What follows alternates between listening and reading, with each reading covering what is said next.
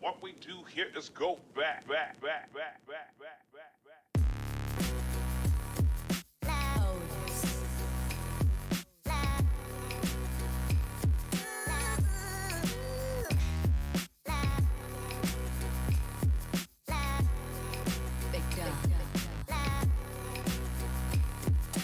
Hopefully main camera. Hopefully that's working.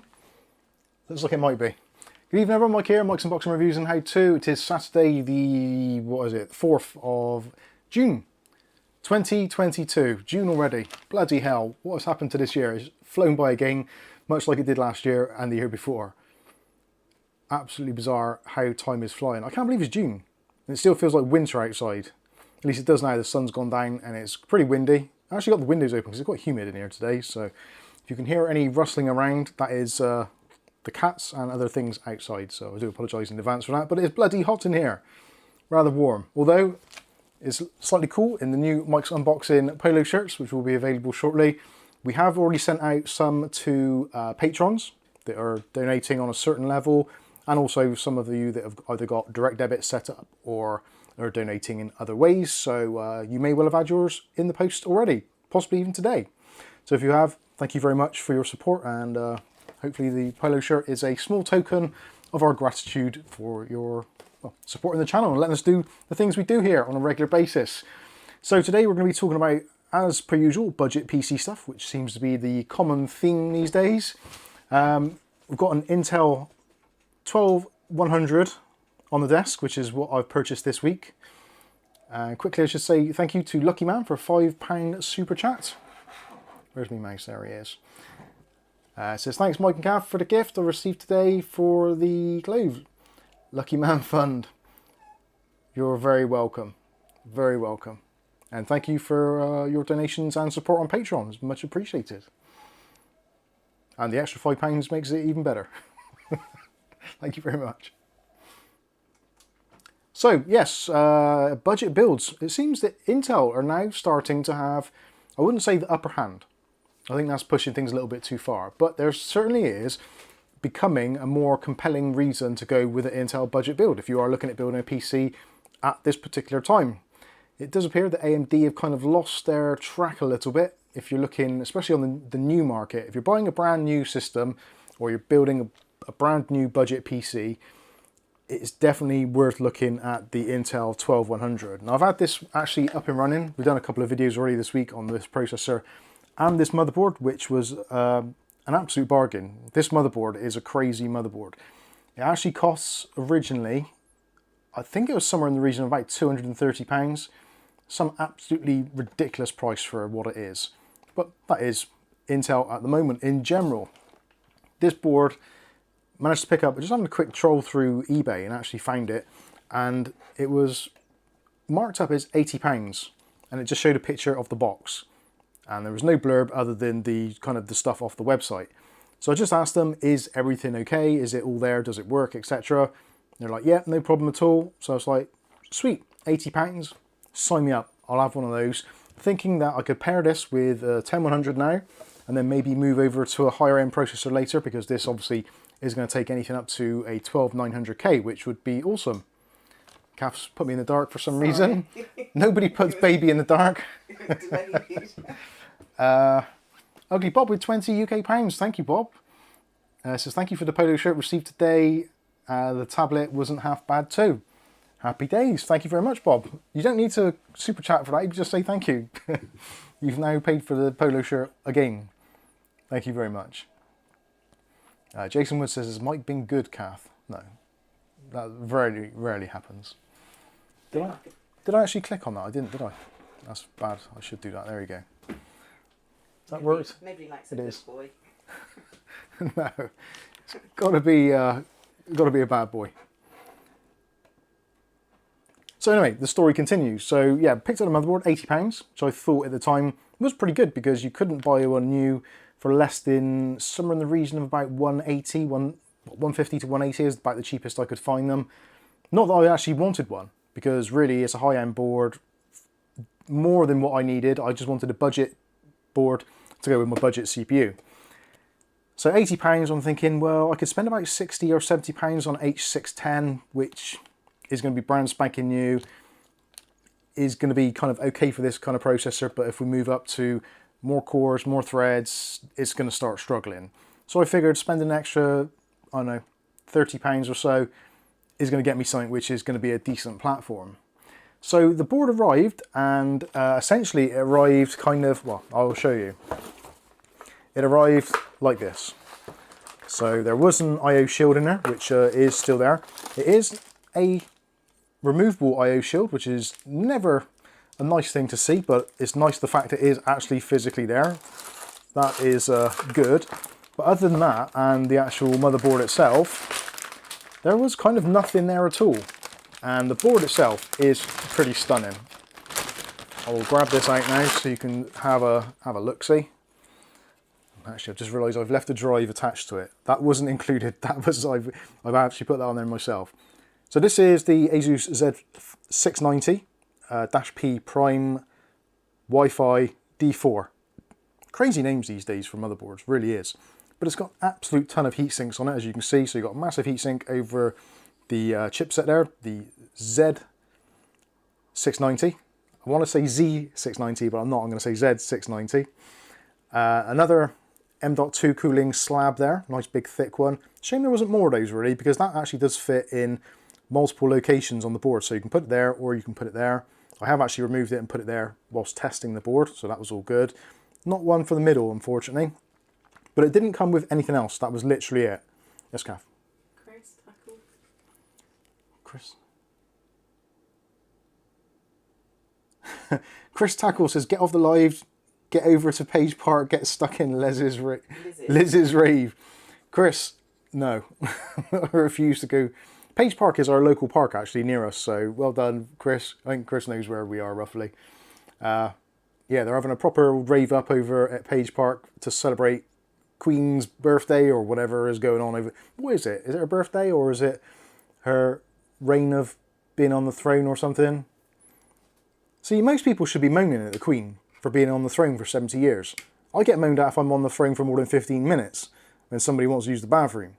So for her to be on for 70 years or whatever it is, that's taking the piss. Or rather, probably not taking the piss. Anyway, I digress. So, loads and loads of heatsink on there. Massive heatsink over the VRMs here. And actually, it's a slotted design as well, which is really good for airflow, as that one is on the top as well. Got a 14+1 phase VRM on there, which is using the Vishay VRMs, I believe. 50 amp chokes on each one. So yeah, it should be fine for 12900Ks easily, and even a little bit of overclocking on that as well, should I wish to. But the board itself actually appeared to be brand new. I did find a sticker on the side of the box that said that it was a customer return and it arrived bent. But I actually didn't see it being bent. It looks, well, it does look a little bit bent, but not hugely so. And when it's in the motherboard, when it's in a case rather, it's going to be fine. Oh, Jason's got to go to work. Sorry to hear that, Jason. Never mind. Mark Berry says it looks a bit cloudy outside. It is getting a bit cloudy. Bit of rain on Liz's parade. So this board's got pretty much everything you could want from it. You've got PCI Express Gen 5 slot for graphics, should you need it. Although there aren't any PCI Express Gen 5 cards out yet, but I guess it is a nice thing to have.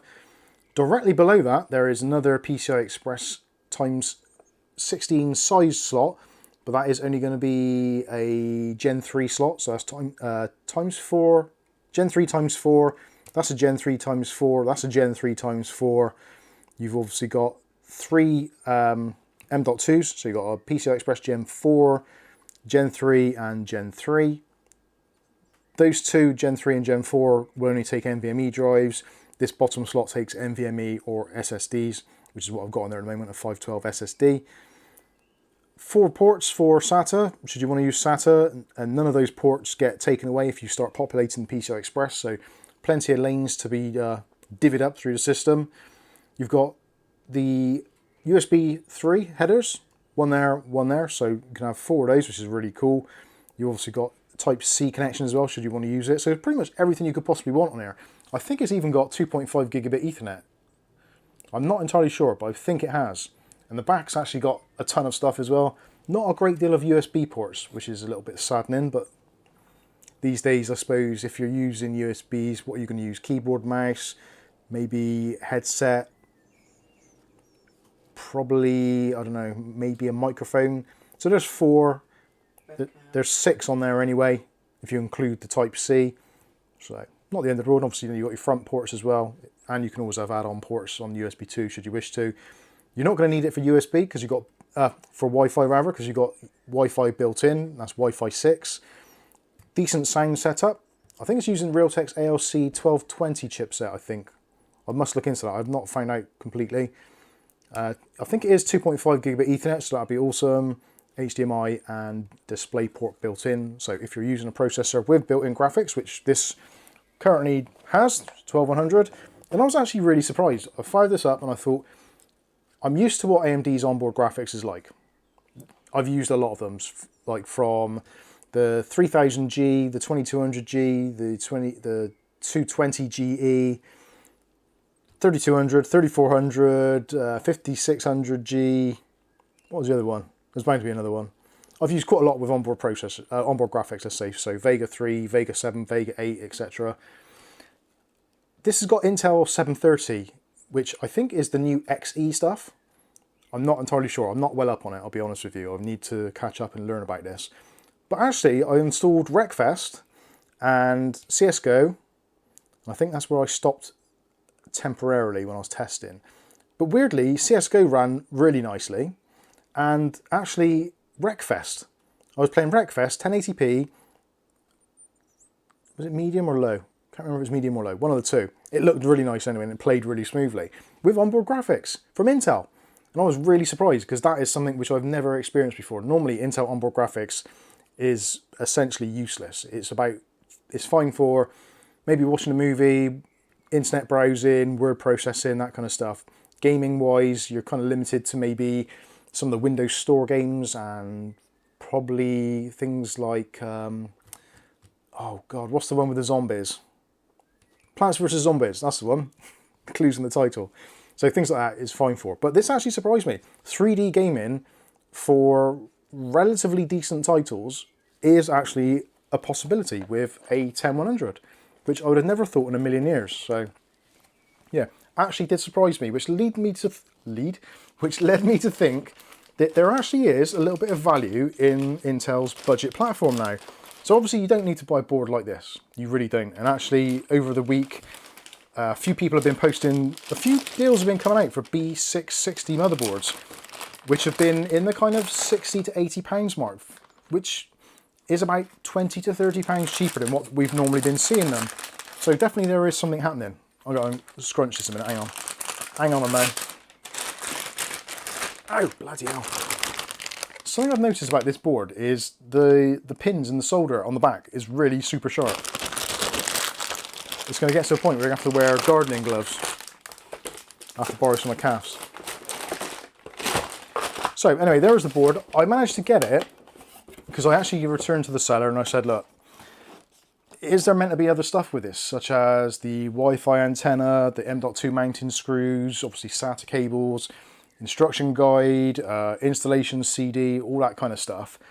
And they're like, oh, sorry, I'll have a look, see if it's still here. Because I think it's someone who just bought a pallet of stuff and is just reselling it. So he had a good look, or she, I'm not entirely sure, had a good look and then came back and said, I can't find it anywhere. Do you want a refund? And I thought, well, that's really decent. That's the sort of experience that you want to have. But I actually really wanted to keep the board at this point, although I was umming and ahhing because I'd seen some of those B660 boards. And I'm thinking, I could get a Micro ATX B660 for similar money. So I thought, right, leave it with me. I'm going to see how much it's going to cost me to get a replacement set of the M.2 screws and also the Wi-Fi antenna. And if it's cost effective to do so, then I'll keep the board. And that's it. So they replied saying, if you want to do that, let me know how much it is and I will contribute towards the costs. I thought, brilliant, can't go wrong with that. Went on to eBay, got a pack of, no actually, I went on to eBay. I was looking for the screws, M.2 screws, the official ASUS ones.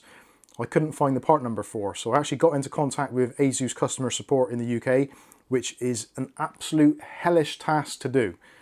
If you are somebody who is considering buying an ASUS product, which generally I would avoid, to be completely fair, although they do make good hardware, the software sucks, their support is even worse. So trying to get through to ASUS customer support in the UK is literally a minefield of press 1, press 2, press 3, press 4. For motherboards, press 3. Then you get to it and it says, for motherboard RMAs or information, please go to www.asus.com, blah, blah, blah, blah. Thanks for calling, goodbye. It's like, fuck's sake, excuse my language. I've just spent however long on hold going through all these bastard menus and you've hung up on me. Not even an option to press star to speak to an operator. So I thought, right, I'm going to be clever about this. There is an option on one of them that you can leave feedback.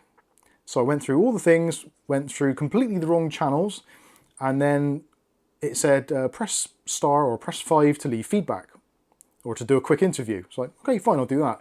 So I did the button and explained to the guy straight away, look, I'm not even in the right section here. All I'm trying to do is to find out the part number for spare parts for a motherboard. And in fairness, the guy was absolutely brilliant. He said, right, tell me the serial number of the motherboard. So I gave him the serial number. And he said, right, I'll get up the parts list, blah, blah, blah. Went through the parts list, gave me the part numbers for everything that I needed. They didn't have an option to actually sell me those individual parts, which is sad because obviously they could make some money there, I guess.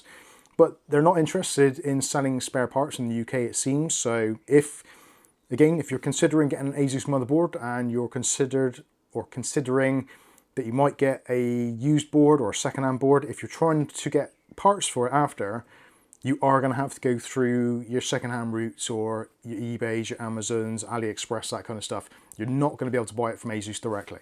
So bear that in mind. So regardless of how budget it looks or how good it looks on paper, potentially the bits you need might be problematic to get hold of. Anyway, I digress. So went on to eBay, got some Wi-Fi antennas, just some generic ones, not the actual one that they normally have on here, which is like a magnetic thing with the pole sticking out. I thought, no, I'll just have those screw-on antenna, the SMA connection, much better option.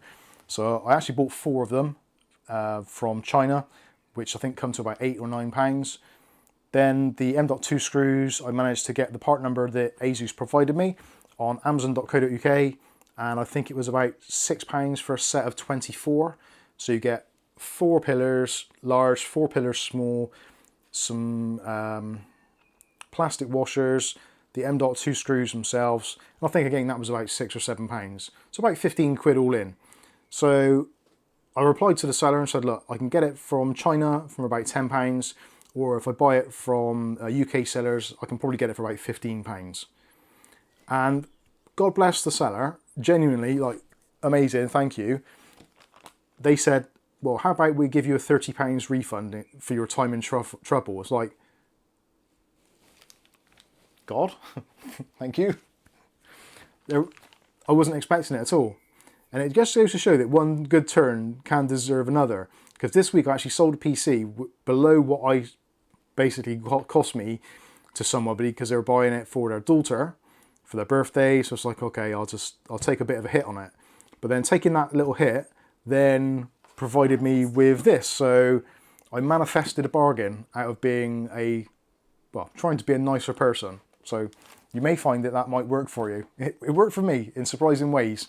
It doesn't always happen like immediately straight after. This was like the day after. It's like, oh God, I've lost money on that PC. That was a shame. And then this come along and it's like, oh, 50 quid basically for a pretty high-end motherboard. So yes, very happy with that indeed. Coupled with the bargain I got on the processor, that was reduced from a little bit about 130, I think, because this is the one with onboard graphics. I picked this up for about £100 flat, I think it was, maybe 102 with postage. So £150 for this as a package. It's worked out really, really well. So yeah, I am very pleased with that. So it just goes to show you can get a decent budget platform from Intel, even if you went for a different board. Obviously, like I said, I think it was the ASUS Tough Gaming B660 Tough Wi-Fi, I think it was, which was posted on our Discord today, which was about 60, 70 quid. So you could quite easily go with that if you wanted to. And that potentially might even be a better board to choose. I don't know, I'm not sure, I've not looked into that one. But it does seem that Intel are providing a little bit of value in that lower end segment. When we start going up a little bit into the 12600s, 12700s and 12900s, that's when things kind of seem to, I think, in my personal opinion, seem to taper off a bit. Because you're paying quite a lot of money then, and I still feel that AMD possibly holds the value option in those higher end parts, which is weird how kind of traditionally AMD would have been your kind of your go-tos for your budget parts. Now we will discuss in a little bit, we'll be discussing some of the AMD alternatives, which potentially you might want to look at. There are going to be some drawbacks, much like there is with any platform. There's always going to be drawbacks when you're looking at a budget. And in fact, even if you're looking at spending a lot of money, there's generally going to be a drawback somewhere along the line. But it seems with AMD at the moment, if you're looking in that budget low end area, some of the drawbacks are more than kind of are palatable, if that makes sense. Anyway, so that's that discussed. Let's have a look at the chat and say hello to some of you lovely folk which are spending your Saturday Lizzie afternoon with us. So we've got Stuart Cleary's with us. How you doing, Stuart? Ugly Bob, obviously. Rick H. How you doing, Rick? Stuart, I said already. Nick Barnes is even all relegated to watching on the phone as the wife is watching the Queen celebration. But middle here, oh yeah, middle son. So distracted by playing Strummer Cars. Gotcha. Stuart says, beautifully sunny and calm evening here in Dublin. At the moment, it doesn't look too bad. It's been quite windy today. I've been in the garden really racking my brains about what to discuss on tonight's stream. And yeah, there is a little bit of a sort of bit of a hazy hue. Foggy. I can't believe it's June. Seriously can't believe it's June. It should be boiling hot and sunny and nice. But it's, Getting those moobs out. I should be. The moobs should be on display. The mub moobs. Mud moobs. Bob says it's lovely, sunny in northeast of England for a change. Rick H says same here in Washington State. Bob's taking the sunshine to Whitby, or taking it from Whitby. Festivals and open air concerts all over Dublin this weekend. I'll be honest with you, I'm sick to the back teeth of the whole celebration thing. Don't get me wrong, I'm very proud of my country. Extremely proud of my country. And of my location, I'm very proud of that. But the whole royal thing, it's like, come on. Whatever.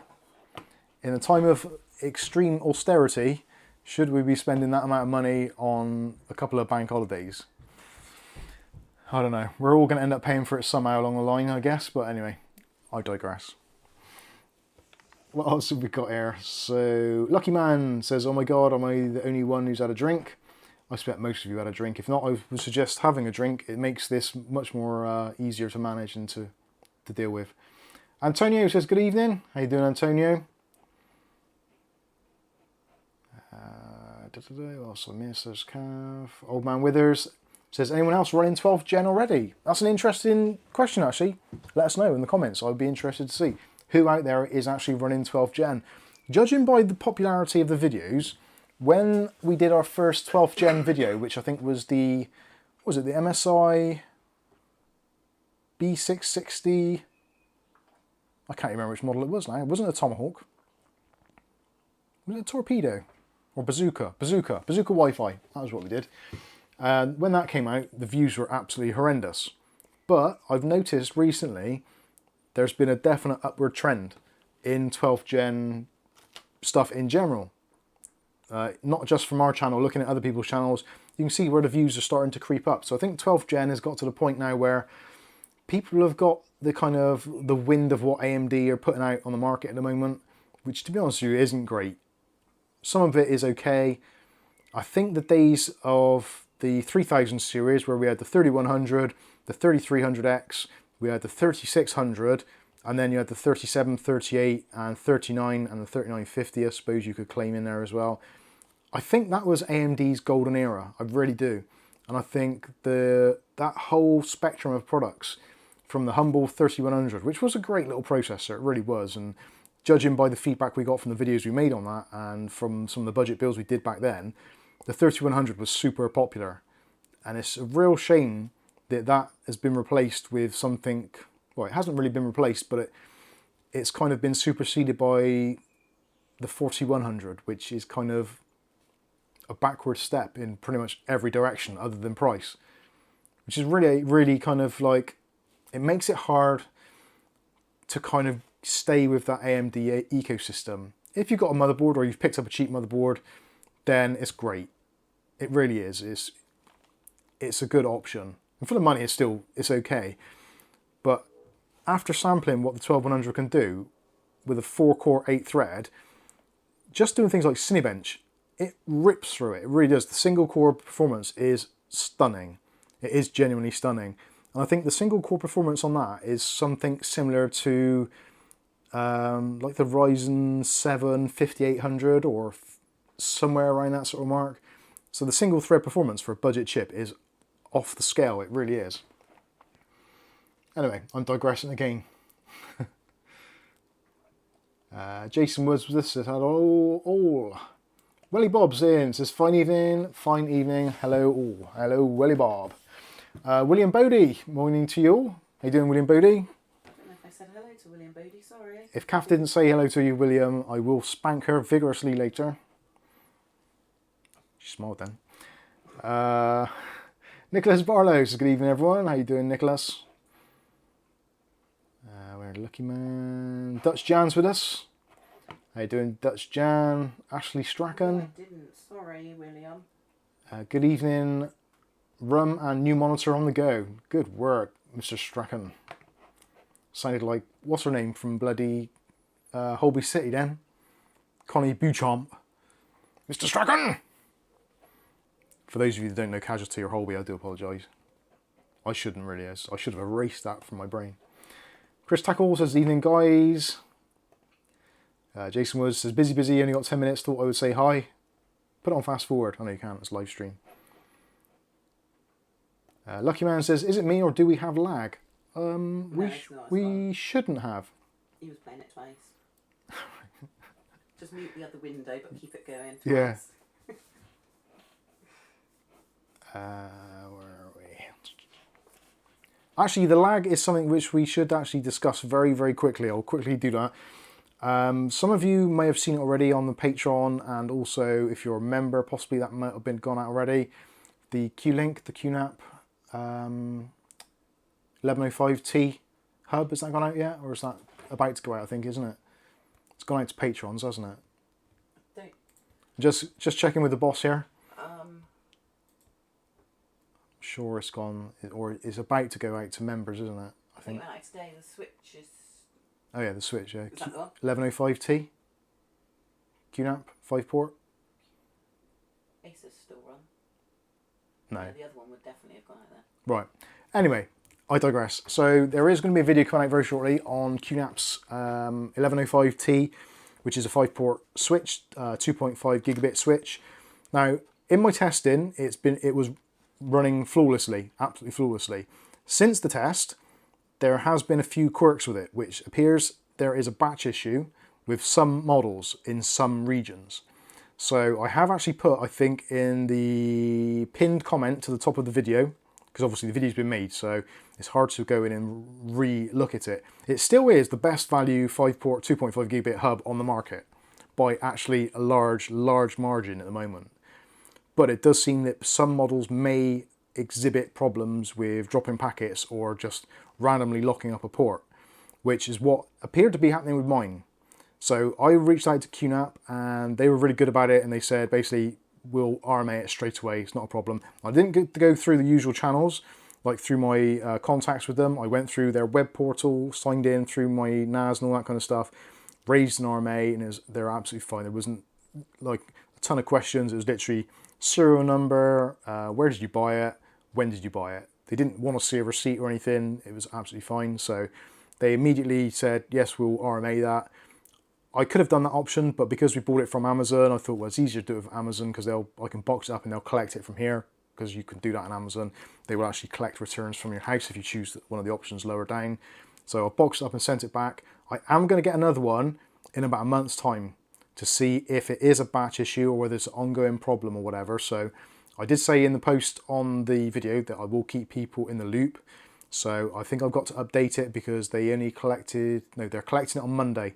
I think it is. Is it Monday? Not sure if that's bank holiday. I don't know. Might be.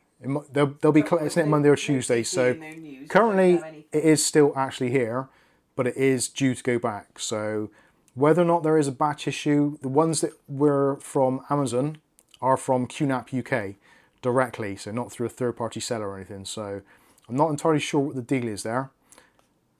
But I have replaced it with another switch of another model, and fingers crossed, everything at the moment appears to be working as it should do. Now, we only received that switch, what, 2 days ago, I think. So potentially we could still have issues. It's still very early doors, but I will keep you posted on that. I appreciate that it is a lot of money to spend on a switch, especially if it's 2.5 gigabit. Having said that, I am going to do some speed tests more so, and I'm creating a little bit of a catalog now of what switches will achieve what speeds. I know it's a little bit niche. Most of you probably don't care less, but it's quite interesting for me to see which ones perform better and actually which chipsets perform better, which is an unusual one. It seems at the moment, bizarrely, that Realtek perform better than Broadcom, which I would have never thought in a million years, because Broadcom is like a very good make, generally an expensive make, but it does seem that the Realtek chipsets actually are performing better. Hey, who'd have thought? Anyway, so just thought I'd make you aware of that if you do see the video, and yeah, you'll get you'll understand. It's basically, I was looking at it in the review in terms of it's the cheapest on the market, and at the time of actually doing the video, it was working fine, and actually getting some pretty good numbers. So anyway, there we go. Hopefully you understand. Jason Wood says, how are you, Mike? I am okay. Jason Wood's gone to work, you said that. Sorry, Jason. Captain Meat's Adventures. It was Captain Meat's Adventures' birthday. Captain Meat is getting to be closer to an old fart, much like myself. Says, hey gang, you bunch of queen-shaped pleebles. Nice word.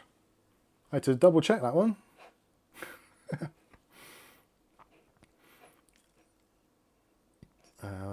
Mick Woods, done that one, I think. Did I say hello to Mick Woods? I did. Hello Mick, how you doing?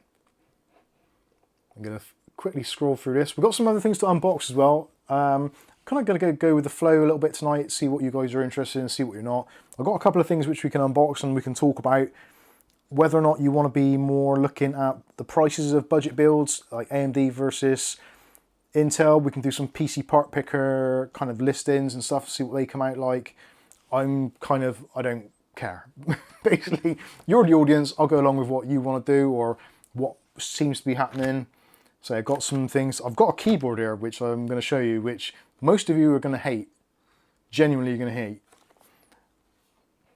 Anyway, Ugly Bob says, yes, that Mobo comes with 2.5 GB LAN. I'm actually very tempted to put that in the PC built for streaming, because I think actually that will make a very good streaming PC. Although the USB ports might be a bit of a kerfuffle.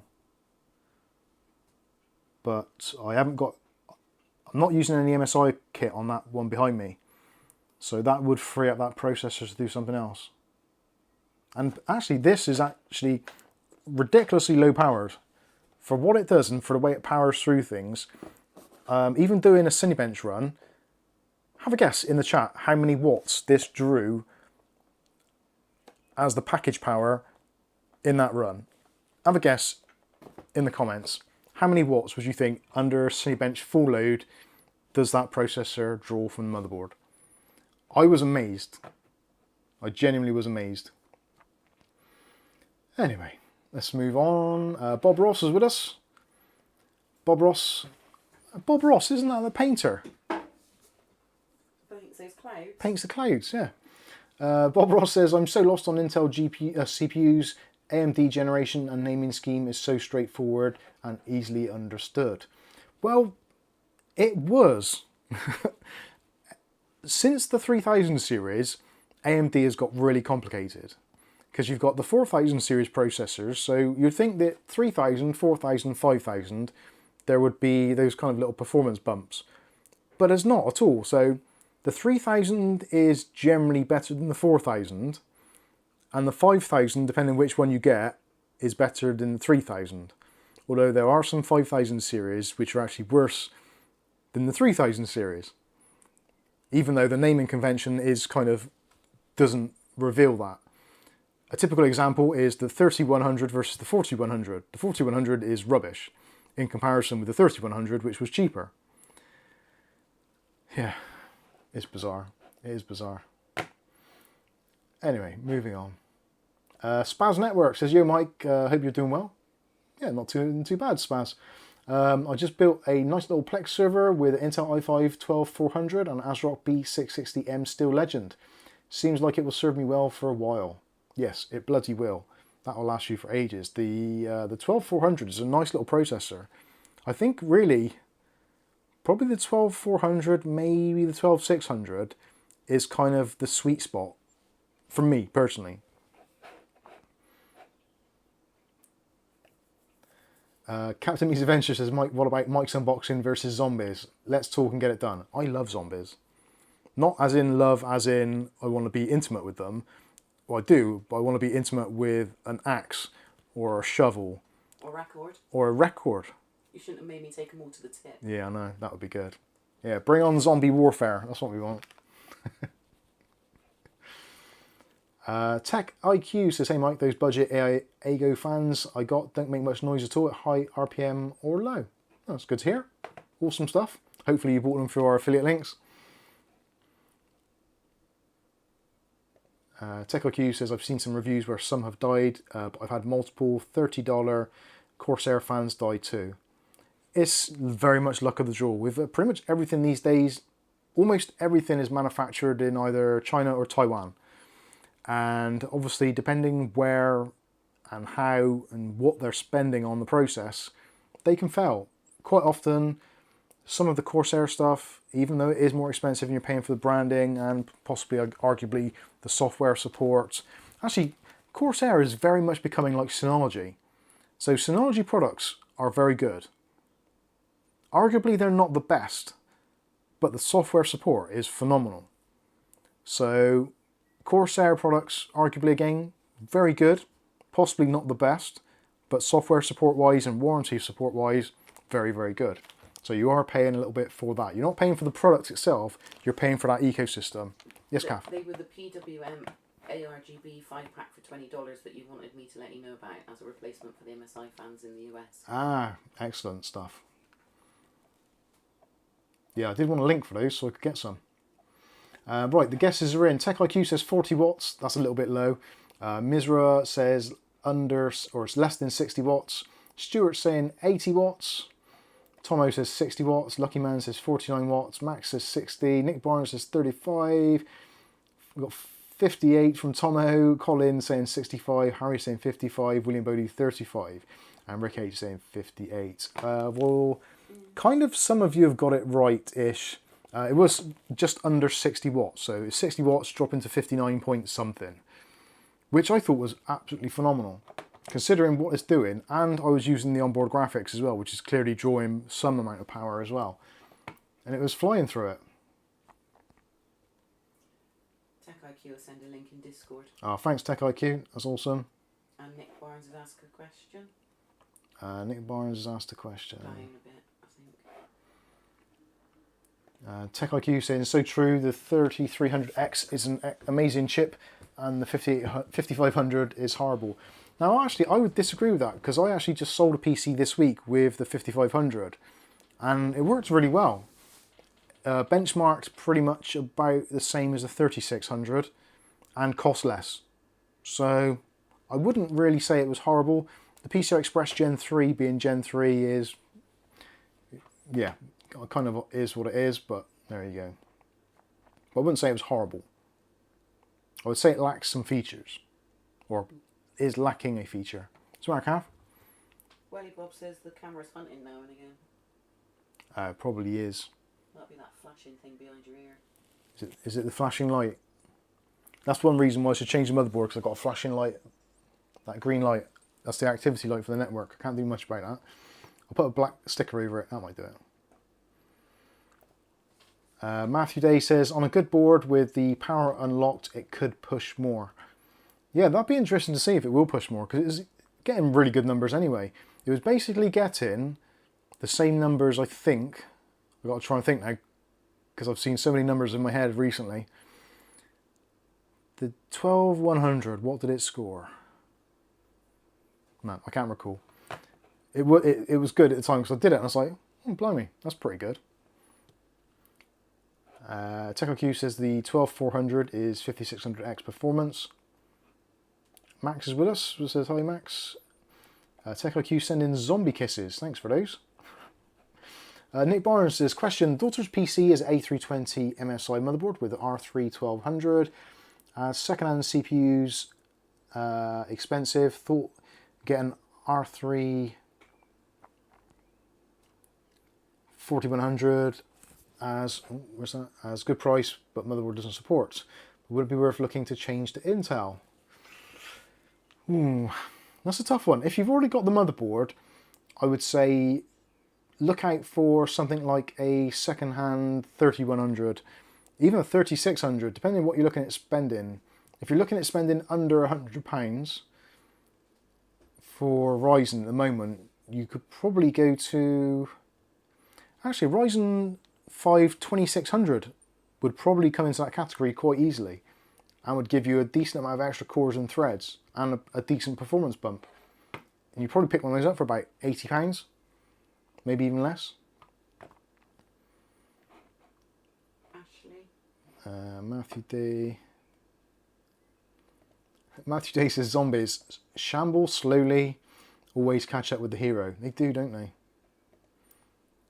Welly Bob says the camera is hunting now and then, or is that my eye, or have my eyes finally gone? It might be hunting. I'm not sure. I think it might be the polo shirt, because it is so black. Even looking at its CAF screen here, I can see it's like the blackest thing in the room. It's like super black. And it is generally like, the black is so deep on it, it's ridiculous. And I think that's why it's hunting, because Panasonic cameras in general don't like black, like a big black area or a big white area. It confuses the bejesus out of them.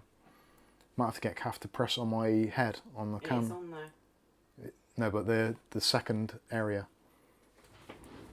So if you touch the screen and touch on my head, move the box to my head, that should make it hunt less. Maybe. Is that working? Don't know. We'll find out. Anyway. If you're finding that the camera focus is hunting a little bit, you clearly aren't drinking enough, so you need to drink more. I'm 10 FPS, says I wish you all the best. Thank you very much. That's very kind of you.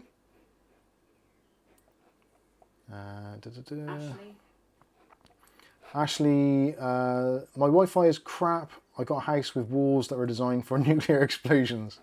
That could be quite useful. So thoughts on mesh or power line adapters? House has just been rewired and added a floor. Oh, underground. Okay. Nice.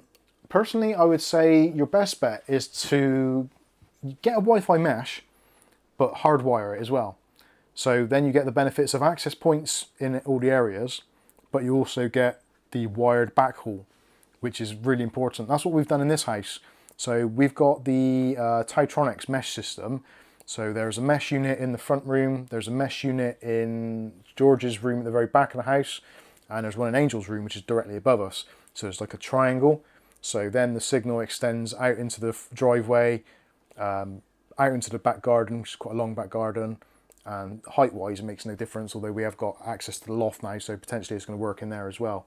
But what I've done is I've run just a regular Cat 5e cable from the front of the house just taking it up the drains, just tack it to the side of the drain, and then in through the roof space, right across the roof space, then down the other side or straight into the walls or rooms, whichever you want to do. Generally, to be honest with you, it's probably just as easy to take it through an outside wall, just get yourself a long drill bit. Even if you've got nuclear bunker walls, like this is a 1930s house, so it's red brick, which is an absolute bastard to drill at the best of times, and just with a long drill bit and my DeWalt drills, it went through pretty easily. So I would definitely suggest, if you're going for that kind of setup, get a mesh anyway, because it makes the Wi-Fi much easier, and then you get the roaming. So if you start at the front of the house and you're sat in the front room, you're on your phone, you're on your Wi-Fi, as you go into the kitchen, it just switches over seamless. You don't notice it happening at all. And likewise, if I'm upstairs and I come downstairs, I can be typing a message away on my phone, like replying to a question or something, and it's all seamless, which is really good, which you don't always get if you just use a random access point, because the handover process isn't quite so good because they're not linked. But definitely run a network cable to each one just for the backhaul. You don't have to, and in fact there has been times where the one in Angel's room, the cable's actually been unplugged out the back of it, and I was like, for some reason it just doesn't seem right, something's not quite right here. And I looked at it and it appeared that the cable had come out, but it was still using the Wi-Fi mesh link between the two and still working. So having a cable and also having the wireless network backhaul as well, is kind of almost like a level of redundancy. So if a cable does get snagged or trapped, you've still always got that backup. So yeah, I would say prepare to be drilling and prepare to put some cables in. Japan said if hardwire and Ethernet isn't possible, you can get a mesh system that has power line built in as well. Yeah, mesh and power line combined is a really good way of doing it. Most homes these days, especially here in the UK, the circuit breaker is going to be fine. You're not going to have any issues with it not being able to jump through the ring mains. You shouldn't have any problems there at all. Right, where was I? Hopefully that's answered your question.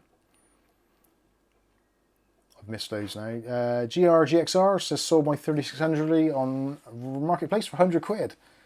That's a good deal. I would have bought that. Lucky Man says, anyone want blank Corsair DDR4 RGB RAM? Grab me on Mud Discord, free. You can't get better than a free. Well, no you can't. Unless someone pays you to take their stuff. Unlikely to happen. Kenny D says, hi Mike and Kath. Pyro says, oi oi Mike, what's up? How you doing, both of you? Dutch John's got a question.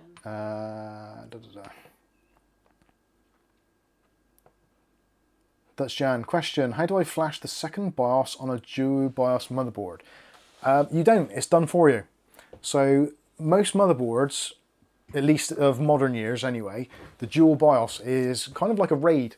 So if you imagine like in a RAID array on a hard drive, it physically appears as one physical disk, but even though it's two physical disks. So it just combines them. So when you're flashing a BIOS on a dual BIOS, it will flash both at the same time. But what? Actually, let me think. Or does it just flash one? Yes, sorry.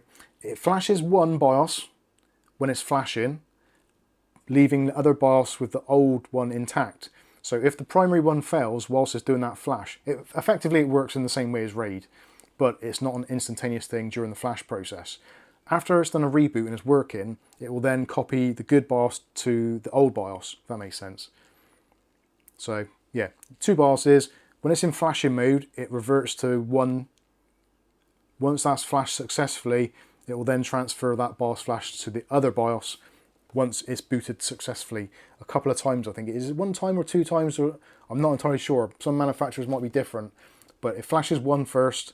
When it's successful, it then flashes the other. Because if it doesn't flash successfully, it automatically switches to the other BIOS. Whereas years ago, you used to have a physical dip switch to switch between the two. But I think now it's all automatic.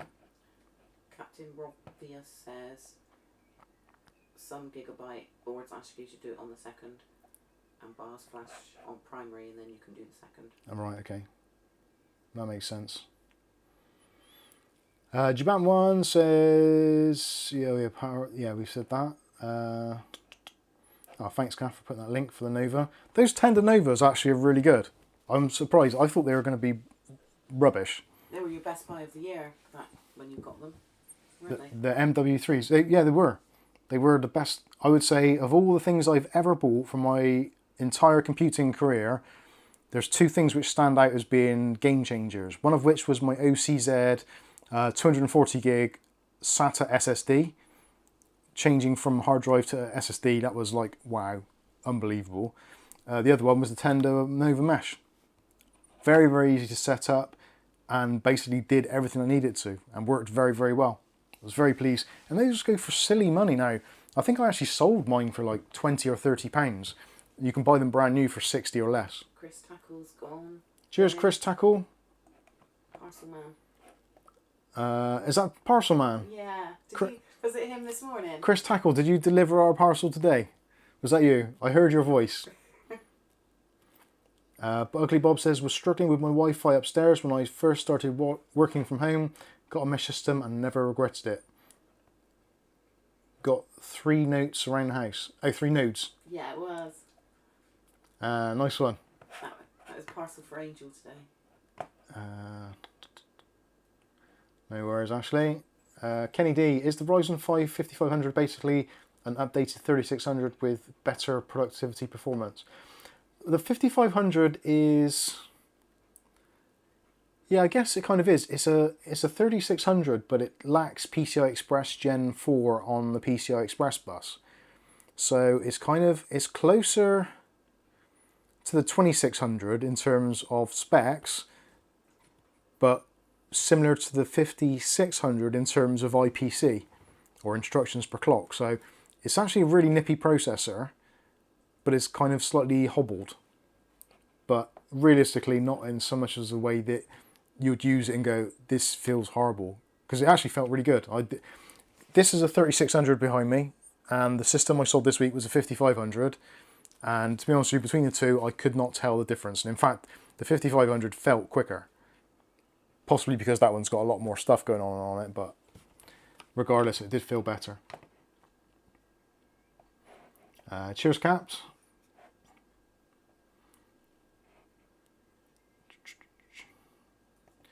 Pyro says, odd, mine doesn't have a duo BIOS and it's from 2020. I'll be honest with you, I haven't seen a dual BIOS motherboard in a long, long time. I can't remember the last one I've actually owned that had dual BIOS. It would have probably been a Gigabyte one. It's probably from the AMD FX range, I think. I don't think I've had one on AM4. And I've not had one on Intel for sure. Yeah, I think, yeah, the last one would have been one of probably the FX 990A. Might have had a dual BIOS. Cool, that's a long time ago now. Tech IQ says Gigabyte is a mess. I have one without dual BIOS and now I have to figure out why it keeps on saying OEM ID mismatch. That is unusual.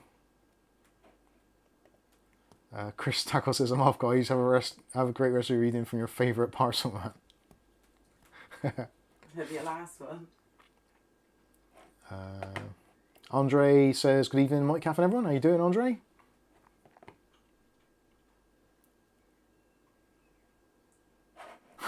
Lucky Man says, I have a dip switch. One to go on to Game Max and sleep. A Gamer's Nexus. Other from Mike to wake up. Oh, bless you. That is, I'll be honest with you, if you are struggling sleeping, the Monotone Messiah, or Steve from Gamer's Nexus, fair play to him, he is very, very dry. But is very monotone as well. So sometimes when he gets into like a little bit of a monologue, it is very relaxing. And I have found myself on numerous Saturdays watching content and actually falling asleep in the garden. That has happened. But it is very interesting stuff, as long as I can stay awake.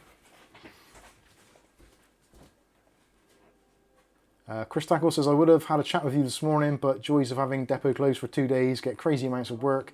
If I have something for you next week, I'll be looking forward to that bacon sandwich.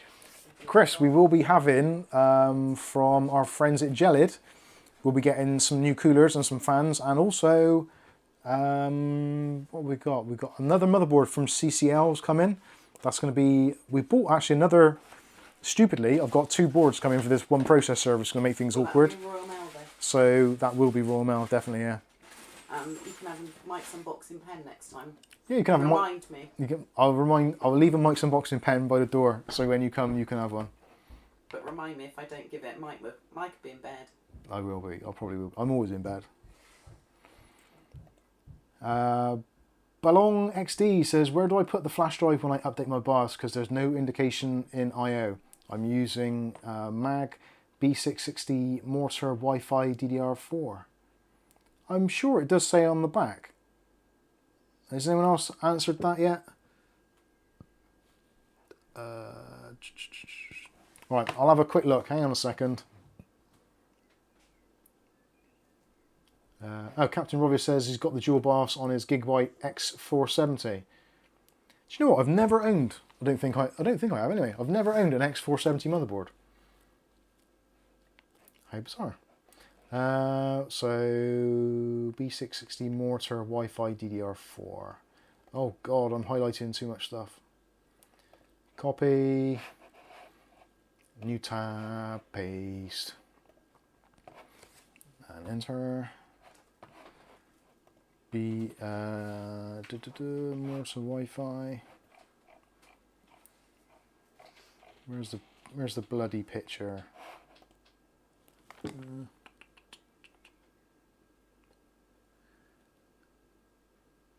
No, actually, you're right. It doesn't say it. Has that got actually flash BIOS?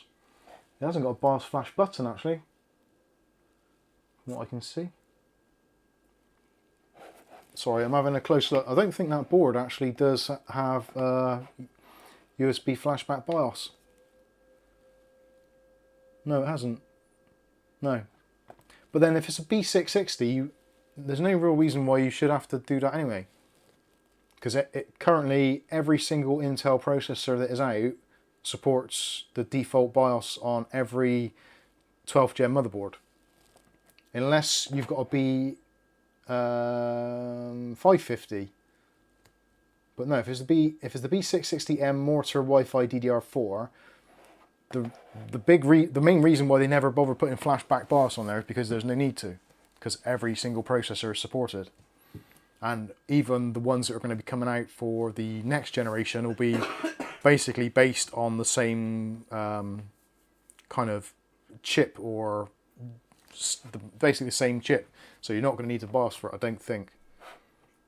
So yeah, hopefully that answers your question there. So yeah, that is not necessary.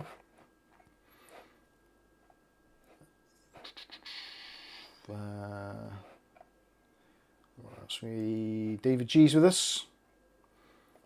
David G says the 5500 is the 5600G minus the G. Yeah, it is actually pretty much bang on. Ugly Bob says, how dare you speak ill of Tech Jesus? Repent, repent, repent. It's funny, even people in the local coffee shop near Gamers Nexus, they call him Tech Jesus. That's great. Do you want another tea? Hmm. Can they hear my knees? Can you hear a calf's knees? Sad.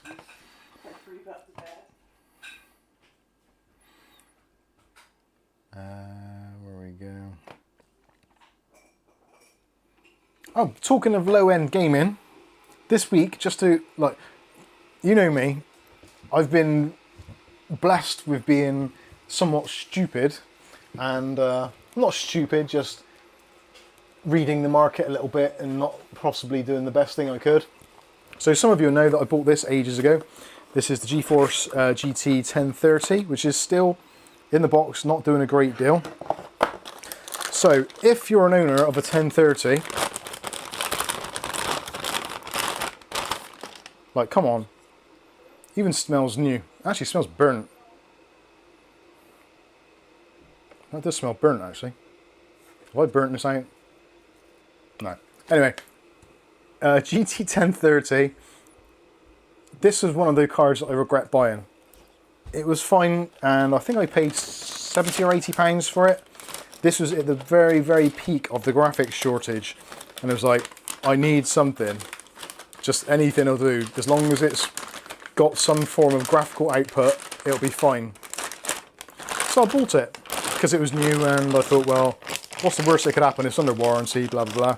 I'll use it for something or other. And actually, I have used it numerous times when flashing BIOSes and stuff like that. I would set a little test bench, because I don't need extra PCI Express power connector to drape across or whatever. And it is ultimately very quiet and very cool. So, if you're on a bit of a roll and you're buying crap graphics cards, you can then do yourself another favour and get one of these. This is AMD's RX 6500 XT. I won't say any more about that, but yeah. Okay. I bought two of those.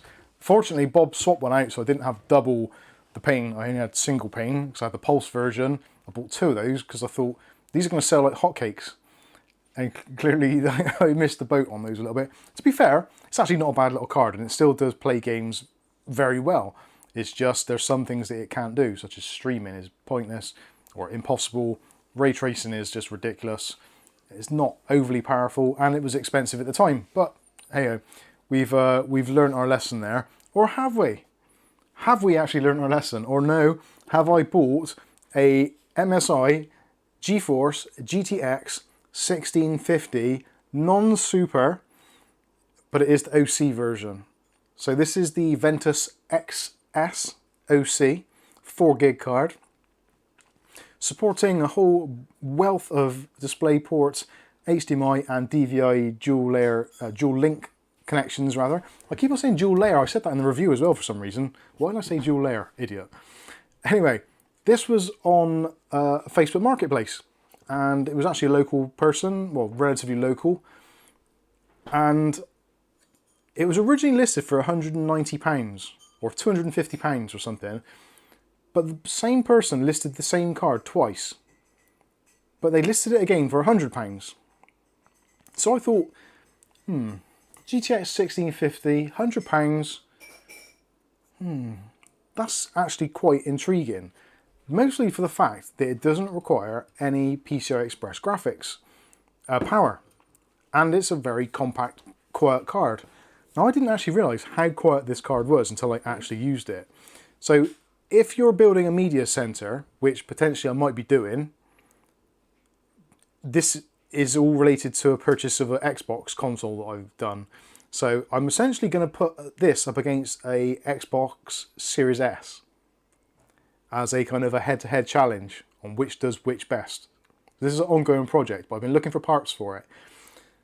So potentially this might work with the Intel i3-12100 on a low-end board in a low-end system to see if I can get something which will compete on a relatively level field with this card. Now, it's not overly powerful. It's a 1650. It's not ever going to be setting the world on fire. But for £100, I don't think it's too bad. And actually, this card is still selling brand spanking new, even on Nvidia's own website, for £189. So I feel that even though I don't technically need it, I feel that £100 for a 1650, when there's other comparable things on the market like the 6500 XT, I don't feel this is actually that bad a purchase. Let me know what you think. I'm interested to hear what your thoughts are. The GTX 1650 is possibly one of the most popular cards on the market. I think this is beginning to get to the point where it's outselling the 1060s, which it beats relatively easily. So, yeah. What are your thoughts on this one? There is a video, I've done a review on this already, and the video will be coming out, probably has gone out to patrons already, I think, has it? Yeah, 1650 has, hasn't it? It must have done. Patrons should have this video already. Members will probably get it in a week's time or something. But yeah, would you spend £100 on a GTX 1650? I did, and I'm relatively happy with it. I am relatively happy with it. It's not perfect. Obviously, there's things that it's not going to be able to do. If you're looking at 4K gaming, then obviously we're going back to Plants vs Zombies again. But I think it's alright. Old Man Withers says probably the best pairing of the 6500 XT with the 12100. The iGPU will do the media stuff that the 6500 XT won't. That's actually a good point. Cheers, Bob's gone out to patrons, excellent. And Bob says I'd part with 100 quid for that card. Carrie says good for 100 quid. Yeah. Put an RX 570 in it. Now I was considering the RX 570 as well. That was something, but because they're, well, most of the 570s are 4 gig cards, even though this is a 4 gig card, NVIDIA do a much better job with memory management than AMD. Can you stream with that as well? Yeah, you can stream with a 1650 will stream. It's not going to be great, but it has got, it's basically a cut down Turing card. So it hasn't got RTX on it, but it has got the Turing enhancements on it. So you've got NVENC support, all that kind of stuff. So yeah, I think it's pretty decent. Jeff Watson says there's a Founders Edition 1070 for sale close to me, wanting 150. I keep feeling tempted. Richard Montgomery says I would totally spend £100. I got a 770 for 80 last year for my first build, so yeah. Awesome. Yeah, I feel like it's done alright. It was in very good condition. The guy bought it, said he was actually using it in a test bench. That was what he had it for, and it got very, very little use. And looking at the card, actually, if I put the let me put the overhead on, so you can actually see. I forgot to turn this on. I'm a bad person. I've seen the wombles overhead. Overhead, underhead, wombling free. Idiot. There we go. Oh, there we go. Mick Woods, £10 super chat. Thank you, Mick. On the Mick with Mick. Oh, what am I should be using that, shouldn't I? Scenes. There we go. Thank you, Mick. Appreciate that for your £10. Matthew Day says it's a step between a 1050 Ti and a 1060 3 gig. See, I thought that as well, but it seems faster than the 1060. I don't know why. It does seem quicker. I think it's the 3 gigabyte limit on the 1060 is what kind of in some games now allows the 1650 just to nudge that little bit further in front of it. It's not a great deal. But saying that, even if you've got a 1060 3 gig, those at the moment are still selling for like 130, 140. So not bad.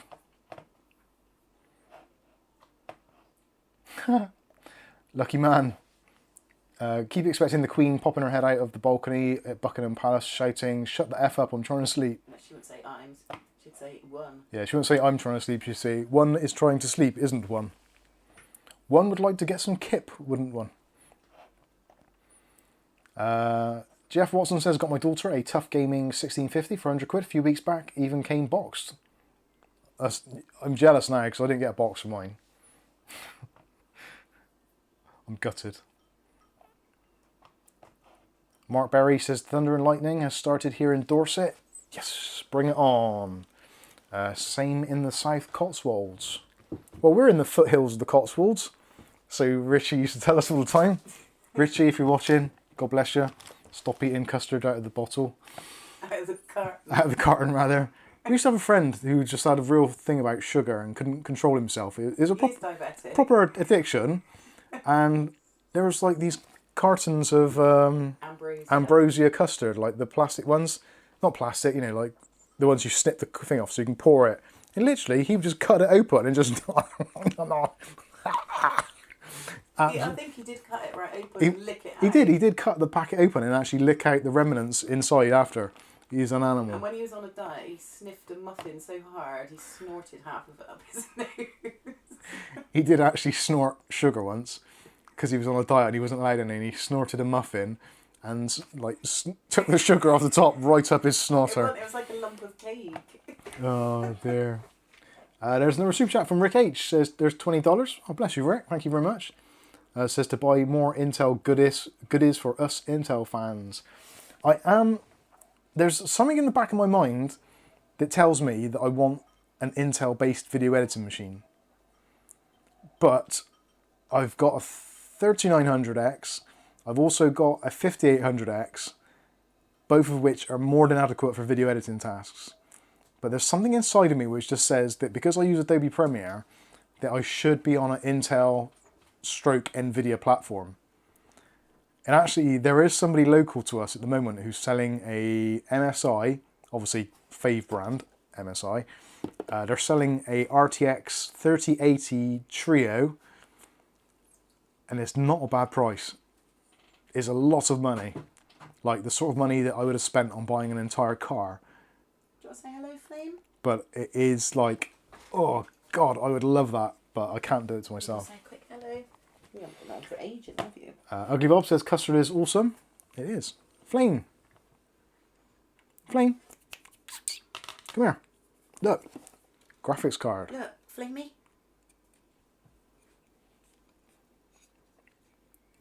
There's another super chat. Kathy, better get ready on the bloody thing.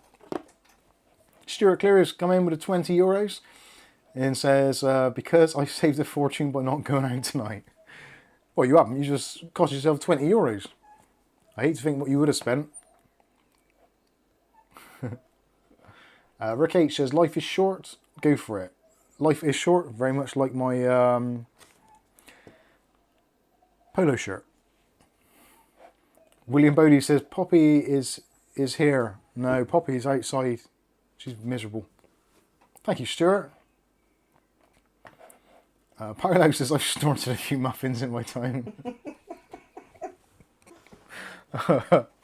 Right. See if I can get Poppy, So, but she's graphics busy. card. I don't think this is like an outrageously good deal. I think I've done well. Poppy. Personally, I think I should have probably knocked him down to 80. But he did deliver it.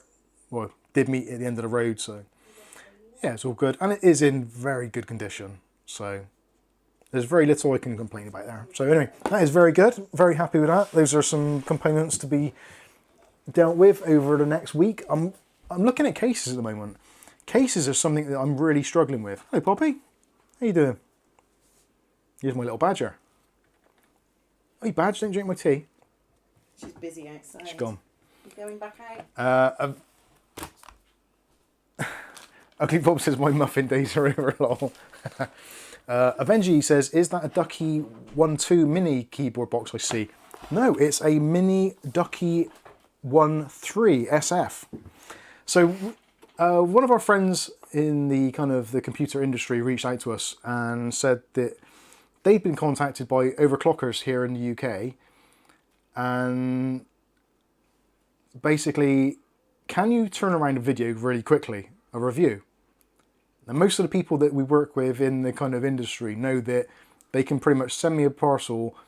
If I get it on a Monday, I can do the video on the same day generally, or the next day, and get it sent back in the post on the Wednesday. So they wanted the video to be out by the 10th, which is like, I'm like, yeah, that's pretty easy. I didn't realise it was bank holiday weekend and all that stuff. Not that it makes much difference, but anyway. So he said, do you want to have a look at a Ducky keyboard? Now, I'm going to be real. I try to be as real as I possibly can because I think that it kind of resonates with you. You know that I'm not bullshitting you and I'm giving you my own personal feelings. I'm not just selling you a product. So when they said, do you want to take a look at the Ducky keyboard? I'll be honest with you. I looked at the email, I read the description, and I was hovering on the delete. And I was thinking, I'm just going to delete it. I'm not interested. Don't want to do it. Now, I had prejudice against Ducky for no other reason than I had the assumption that they were expensive.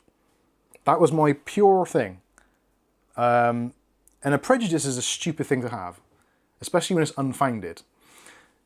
So I kind of read into it and they're like, this are the keyboards we do. So I clicked on the link because as far as I was concerned, Ducky are expensive, enthusiast keyboards for those people that want to lube switches and play around with stabilizers and customize outputs and all that kind of shit, which personally I've got no interest in. If a keyboard's nice, it's a nice keyboard. End of story. As far as I can tell, spending 400 or 500 quid on a keyboard makes no difference at all than a cheap and cheerful Corsair or MSI or Techwear, whatever. Makes no difference. I was so wrong.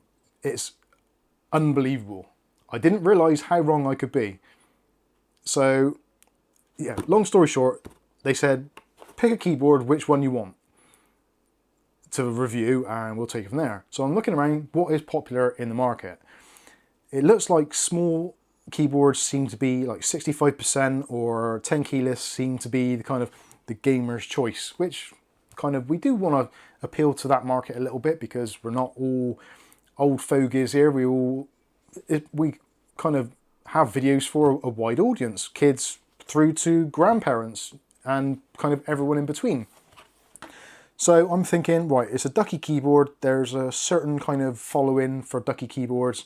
So I'll go with a smaller keyboard because it fits in with that kind of narrative. So there's 4 color options of this, which I struggled with. I'm very honest about that. I struggled with the color options. 4 options. There's a yellow, which immediately, a yellow keyboard is like, it's monkeypox keyboard. Gotta be. So no, I'm not going to go down that route. The next one was Fiji, which is like a kind of pinky colour. I'm like, yeah, okay, maybe. Then there's one called Matcha, which is kind of Greeny on the front of the box. a very pale greeny sort of colour, like that. Yeah, similar to that. In fact, actually, those colours make up most of the ones they do. So the pink would be the kind of Fiji, the green is the Matcha, the yellow, and then there is a keyboard they call Daybreak, which doesn't follow any of those previous themes. So I'm going to just show you it so you can see what Daybreak actually is. I was surprised. Plastic cover comes with it, which is actually quite nice. And this is one of the few keyboards that I think I would actually definitely use a plastic cover for, just to keep all the debris out. So this is the Ducky 1.3 SF in the glorious Daybreak colour scheme. Now, I don't know about you. When I first looked at this, I looked at it and I thought, well, that's pretty weird. It looks mad. Like, that doesn't fit in with any colour scheme ever. It really doesn't. And it still doesn't, is my honest answer. It really isn't.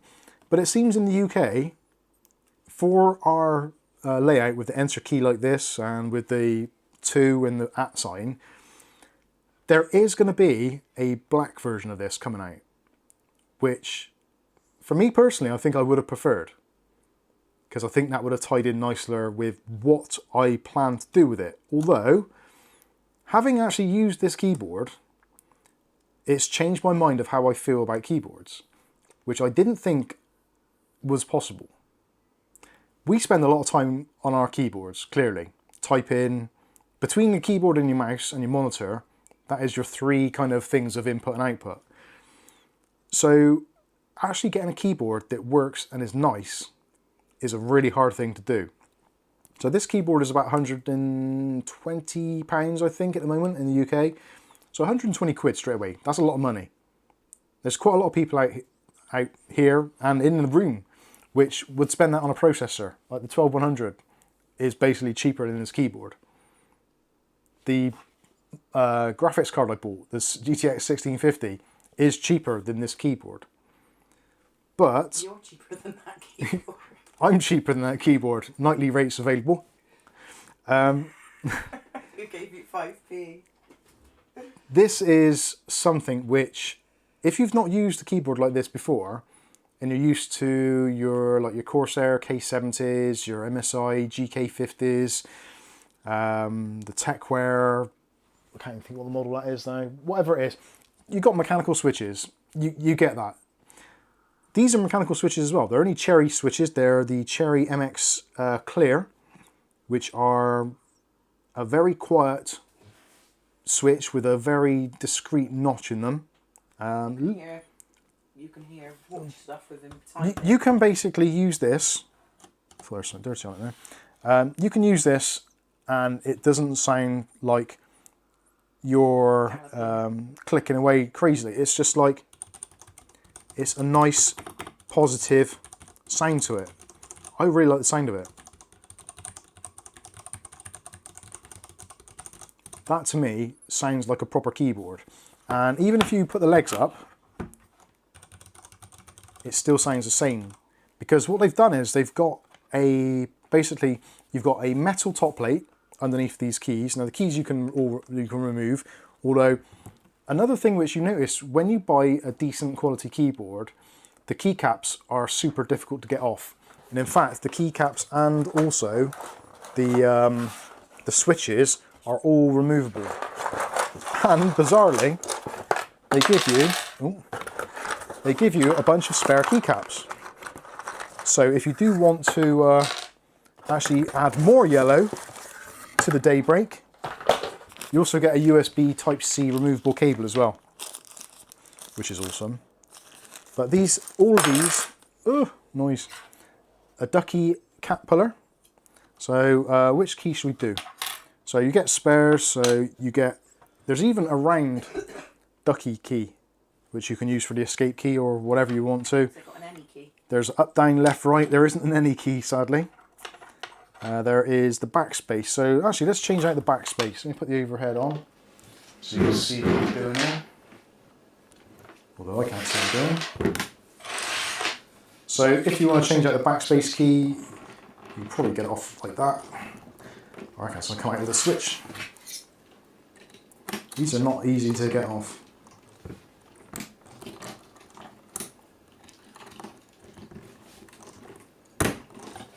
Come on.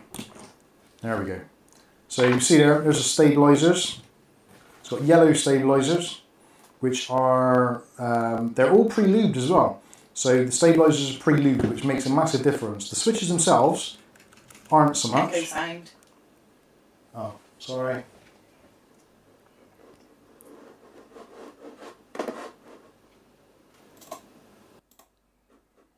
There we go. My apologies, is that better? I had the Camlink audio going through. Is that better?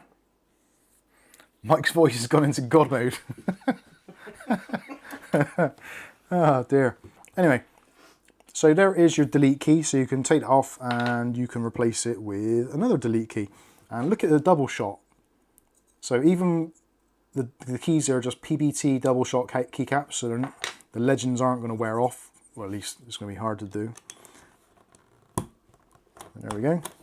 So there we go. We've got a new delete key. So you can put that back. If you want to, you can make the keys all blue. So you've got a blue top. So you can just have it blue and grey. You can go a little bit crazy. Up, down, left, right. You can change those keys out. The round one, well, the round one technically you can use for anything you want to. But I want it to be on the K. Okay, ducky. So you could put that on there if you wanted to.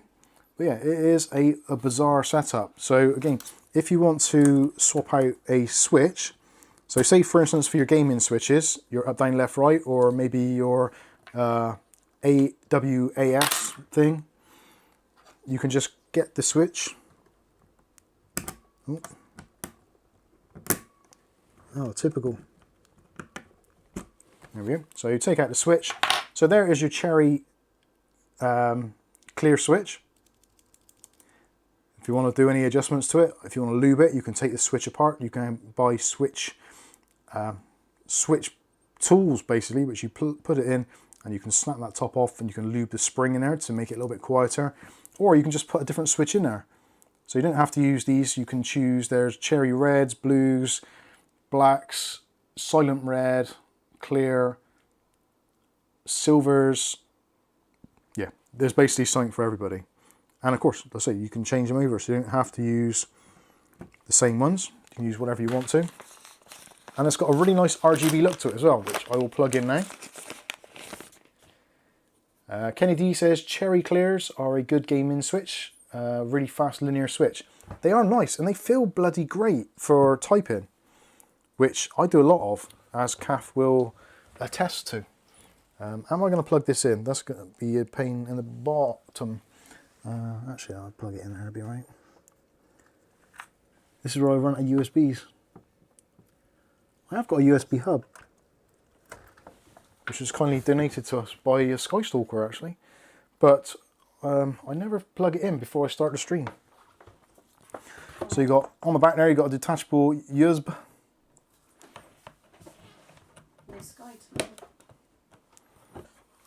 There we go. The keys, or the actual switches, as you can probably see there, they're lit up on the north. So normally on key switches, you get them either lit up on the north or the south. If they're lit on the south, it becomes a little bit glaring, because obviously the keycap is going to be visible. This is cable. There isn't a wireless option on this, sadly, which I prefer. I don't like using wireless keyboards and mice if I can possibly help it, because I never remember batteries. I just think it looks really, really nice. And also, you don't have to have any software for it. So if you want to change any of the RGB colors, you do Function, Alt and T, and you can go through and choose your various options of RGB. Don't need any software. Although there is somebody who actually has done some software for this, so you can actually go in and tailor it manually. I just think it's a really, really nice keyboard. I have to set this up on my desk, but I've been waiting for the review to go out. This is a cool thing. So this is your RGB. So you've got red there, green there, blue there. So you can set the individual colors. So if I go to, say for instance, that one. So you can, the more you press it, it just cycles around and adds more red. Or you can add more green. Or you can add more blue. It just goes around in circles. It's pretty cool. So there's a static one. So if you add lots of green, lots of blue. There's no red, there's blue. So let's take out the green. There we go. So I've still got red in it, hasn't it? There we go. So yeah, take out the red or go through and get rid of red. You can have blues or whatever colour. I think actually the blue looks pretty cool because it matches the keyboard really nicely. And for those of you that need extra keys on the side, there is actually a 10 keyless, and also there is a full-size version as well, which stupidly, in hindsight, I wish I'd have bought the full-size version. Or not bought, sorry, I wish I'd have been, or requested the full-size version. I think that would have made a lot of sense. How do you press F5 to refresh? So you just press the Alt key and 5, because the keys are actually on the legend. They're written underneath. I'm not sure if you can see that very well. But actually, each key tells you what it does on the legend. Yeah, you can. So, can you just about make it out? Yeah. So yeah, each one says what it does. I think this is a very, very cool keyboard. It is definitely for the more kind of enthusiast level, I suppose. How do you get yellow from RGB? There we go. Oh, that's a bit too... There we go. So yeah, if you want yellow, you could do it that way. That actually looks very nice as well. So yeah, you can do your statics. It's got really nice stabilizers. All of them are pre-lubed. You can mod the bejesus out of this. You can take it all apart. So you just take off these end caps, a couple of screws each side. You can take the whole thing apart. Look at the PCB. You can do more modifications to the stabilizers to make them even quieter if you want to. There's a really nice thick, like proper thick silicone dampener in between the top of the keyboard and the bottom. And at the bottom underneath, where the feet are, there's also some rubber padding in the bottom as well, which helps to keep it nice and quiet. So we've got some cool things like the little ducky logo there. It's just such a bizarre keyboard. I didn't think I was going to like it. I thought I was going to actually hate it, to be honest with you, because I'm not into the whole kind of custom keyboard thing. It doesn't really interest me. But actually, after using it and typing on it, you realise that, yeah, there is something in that thing, and that is why their market is so good. Something in that thing. Yeah, do you know what I mean? It's like, you think to yourself, well, it's, yeah, okay, yeah, custom keyboards, the gamers all love them. It's one of those things that is kind of hip to be in with, or to get involved with, or to know anything about. And I've seen a lot of other videos from other YouTubers who've been doing their own custom keyboards and stuff. So this is, the ducky keyboards, they're essentially the kind of the happy midway between a full custom keyboard and kind of like your off the shelves, like your Corsairs and your MSIs and your ASUS, blah, blah, blah, blah, blah, etc., etc. So you get the quality that you'd get with buying your own individual circuit board, your switches, your keycaps, your frame, all that kind of stuff. But it's done for you. It's all ready to go straight out of the box. I'd always considered Ducky to be one of those companies which is just like, yeah, okay, whatever. But now that I kind of understand what they do and understand the market a little bit better after looking into it, I can totally understand why people spend sort of £400 or £500 on a keyboard and take the time to take all the switches out and to lubricate them and everything. Because the sound difference is just incredible. I wish I had another keyboard here which I could show you some sort of example of how different it really is. I've got one there. You can stand by yours and just do it.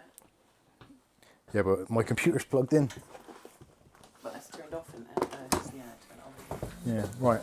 Hang on a moment. I'm going to try not to fall off this chair. It's only because you've got those Kylie hot pants on, isn't it? Should be so lucky. Right, what's this Marvo one? Oh, Matthew Day's just fallen off his chair. What, laughing at me being stupid? Right, okay. Not a very much a like for like comparison, but we'll run with it. So this is a keyboard from Marvo Mechanical. A nice keyboard, to be fair. Let's listen to the difference in what it actually sounds like to type on. They're completely different switches, which I kind of I get. Actually, I forgot I had this keyboard. Sorry, Marvo.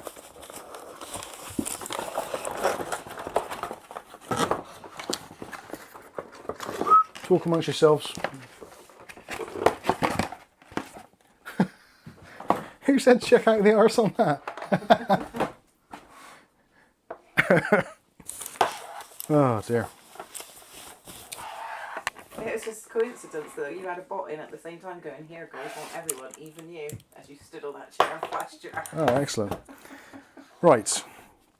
So, to give you an idea of what a Cherry MX style keyboard sounds like against what a actual Cherry properly built keyboard sounds like. Obviously there's a big price difference in the two, but you'll get the idea. So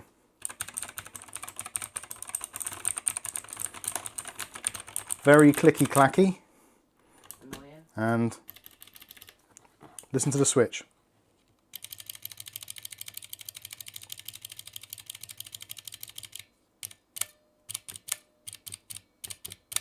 Can you hear the ping and the ringing noise and the scratchiness of it? It just sounds and feels like it's a mechanical switch, don't get me wrong, so it does what it's meant to do. But it's a bit clacky. So, in comparison,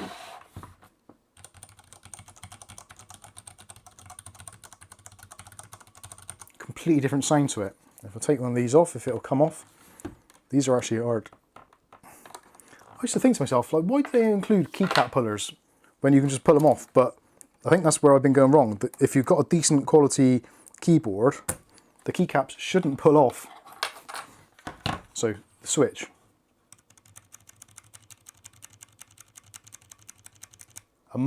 There is a little bit of a ping there because it's a spring, so it's going to ping. But you can take those switches apart and you can lube that a little bit to get rid of the ping. Pull it down as that you were doing on that other one. It makes you laugh how easy these come off. So That one sounded more pingy.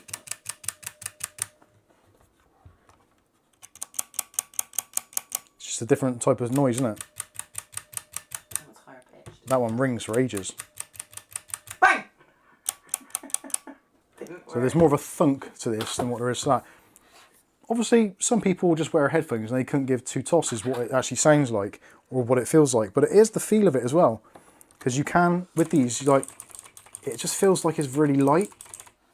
Whereas these actually, there is like a uniform sort of tension. Like these do feel, they're actually quite good.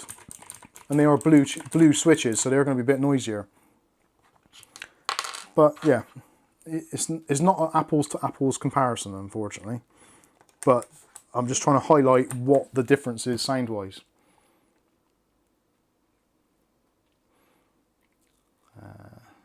Right. Let's how do we? Where's my mouse?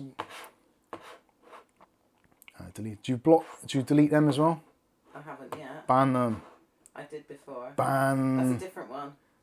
Because the other ones would even have you. Report. Pornography or sexually explicit material. Reports. Thank you. We've received your thing. Okay. Let's do another one. Boom. Reports.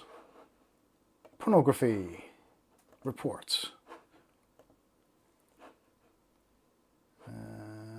Let's have another one. Report. Unwanted content or spam. That'll do. Thank you. Flex those mod muscles. Right. Anyway, so yeah, there is the Ducky 13 SF. It's something which it's an investment at the end of the day. If you use a keyboard a lot, or you're a typist or something, you know the difference between a good quality keyboard and a lesser quality keyboard. You don't need this in your life. You definitely don't. But I think it's definitely worth taking a look at. If you're in the market for a little bit of a splurge and you want to treat yourself, your fingers and your ears, because actually something as well you'll notice from using a keyboard like this is your fingers don't get as tired. It's not as fatiguing. And also you can get a key switch or keyboard which actually fully suits what your typing style is like. That is the beauty of it. So like where obviously with this one, like the Marvo Tech, it's a cherry blue keyboard. It's 10 keyless, that is it. That is your option. Whereas with this, there's 4 colorway options, 5 sizes, and I think there's something like 8 different switch types. So yeah, there is a lot of flexibility and customization available should you want it. I'm not suggesting that everyone go out now and go and buy one, but definitely have a look. It is a very, very different typing experience. Anyway, that's enough shilling. Actually, saying that, it's not really shilling because those are going to be on offer from overclockers.co.uk. I've linked them in the video description if you are interested.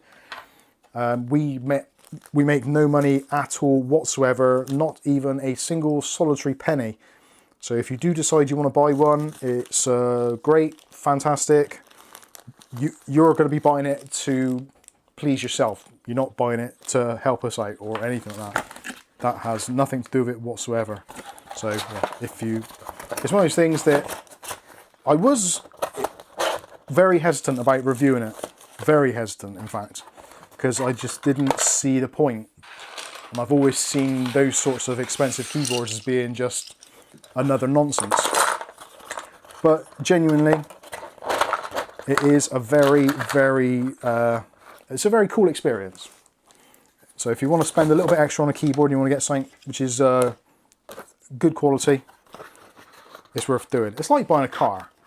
Clearly you can buy a Dacia Duster or something and it will get you from A to B. Likewise, you can always buy a BMW 7 Series or something, which will get you to A to B also, but it will just get you there slightly in more style and potentially in more comfort, etc, etc. And yes, and probably going to cost you more to insure as well. But anyway, I digress. Harry says, at this point it's just the hassle of lubing the switches myself. I have no patience anymore, even though it would be worth it. I think, yeah, I would quite like to do some switch lubing. It's probably going to be one of those things that I'll make a video on. I'll buy the switch disassembly tool, and then I'll hand it over during the B-roll segments to Mrs. Churchill to lube my switches, so to speak. James Mussolini says, eating pizza can't be unusual, annoying self with one hand. Ah, James, you've opened yourself up there. Good to see you though. Dom's with us, says, hi all, sorry I'm late, but I do hope everyone is enjoying the stream so far. Lovely day in here in Northern Ireland. I didn't realise that Dom was in Northern Ireland. I'm confused. Come on. Anyway. Yeah, I'm not sure.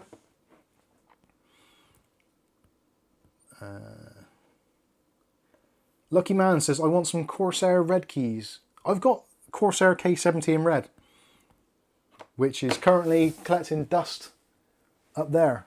I'm not getting the chair out again. I did like the Corsair red. I got the K70 Pro RGB, full size in red.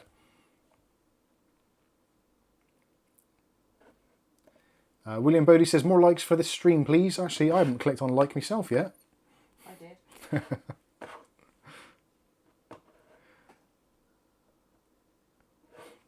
Let's fast forward a bit. Ordinary Dude says, I don't mind the membrane keyboards. They are fine for me. I really like my Logitech Craft MX keyboards with the auto backlighting. Mechanicals are cool. Maybe someday I'll tinker with that. Yeah, so I've for the many years, I was very happy with a membrane keyboard. And to be honest with you, I still am. Like this one here, the Logitech the KL295 set. I use this every Saturday, and I actually quite like the keyboard. It's very silent, and the batteries seem to last for bloody ever. There's very little you could dislike about it. It's actually very comfortable to type on. In fact, I could probably use that as a daily driver and not be overly concerned, although turning off the batteries every now and then is a bit of a kerfuffle. But for my purposes, being wireless on the desk was absolutely great. I've got to put this Marvo thing away now. Oh, God. Why have I got so much packaging? Ugh. I did actually forget that I had this Marvo keyboard. I've had this for ages. I remember doing the review on it, and it is so clicky. I've got to be honest with you, actually. There is something so pleasantly annoying about that sort of click, isn't there? Maybe I should get one. See what it's like that. Yeah. My normal daily driver is the MSI GK50, which is got... I'm not sure what switches are in there. I think they might be blue switches. Or are they? I have to have a look now. But they're clicky as all hell. I know, they're box whites.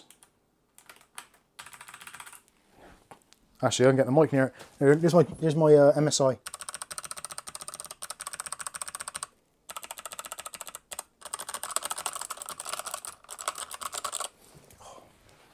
What a lovely noise that is. Ah, dear. Right, let's get this put away. I'm going to have a clear out of keyboards, I think. Because it is getting a bit silly, isn't it?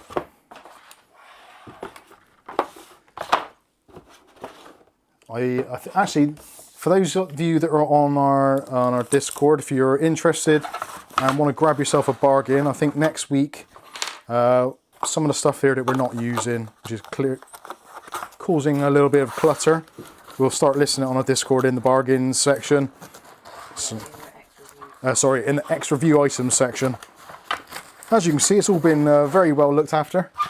It may have the occasional cat hair, and we won't even charge you any more for that. You can get those for free. When I say occasional cat hair, I probably mean actually quite a lot. How the hell does this go back in? Oh yeah, like that. Oh dear. Why do I do this to myself? Oh, this is hideous. Hideous, I tell you.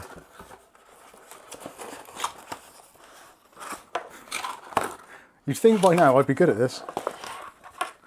I've had umpteen years of practice.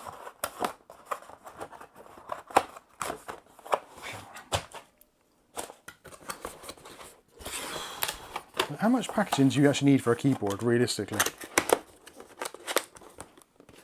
Clearly good at unboxing, but not boxing. No, I'm not good at boxing. I'm not good at actual boxing either.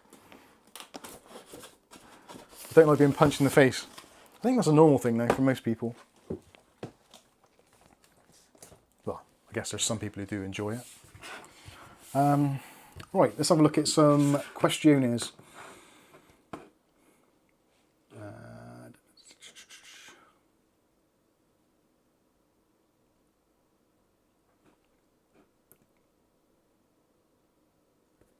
Let's talk of switches. I know very little about key switches, I'll be honest with you.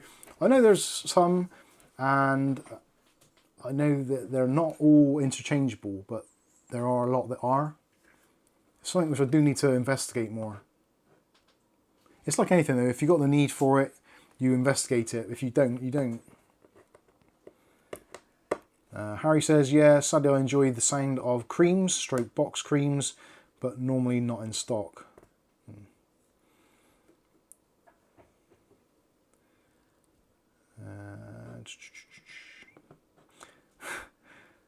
Versinol says, I play Valorant with AMD Ryzen 3 3250U with Radeon graphics. It's trash. At least you can play it. Furry Grinder YouTube says, hi Mike Bro, how you doing? James, oh good.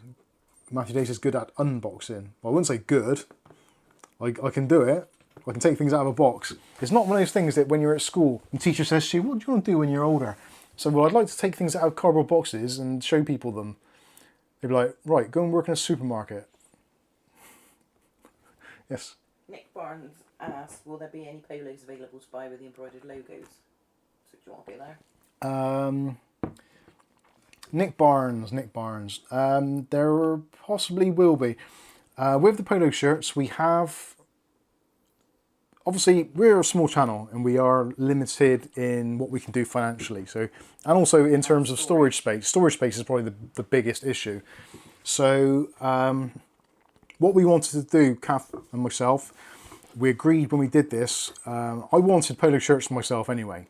So we thought, because the patrons and also the YouTube members, and obviously some of you donate on a on a Saturday in the chat and what have you, we wanted to get a few t-shirts up together in order to sort of just say a little thank you.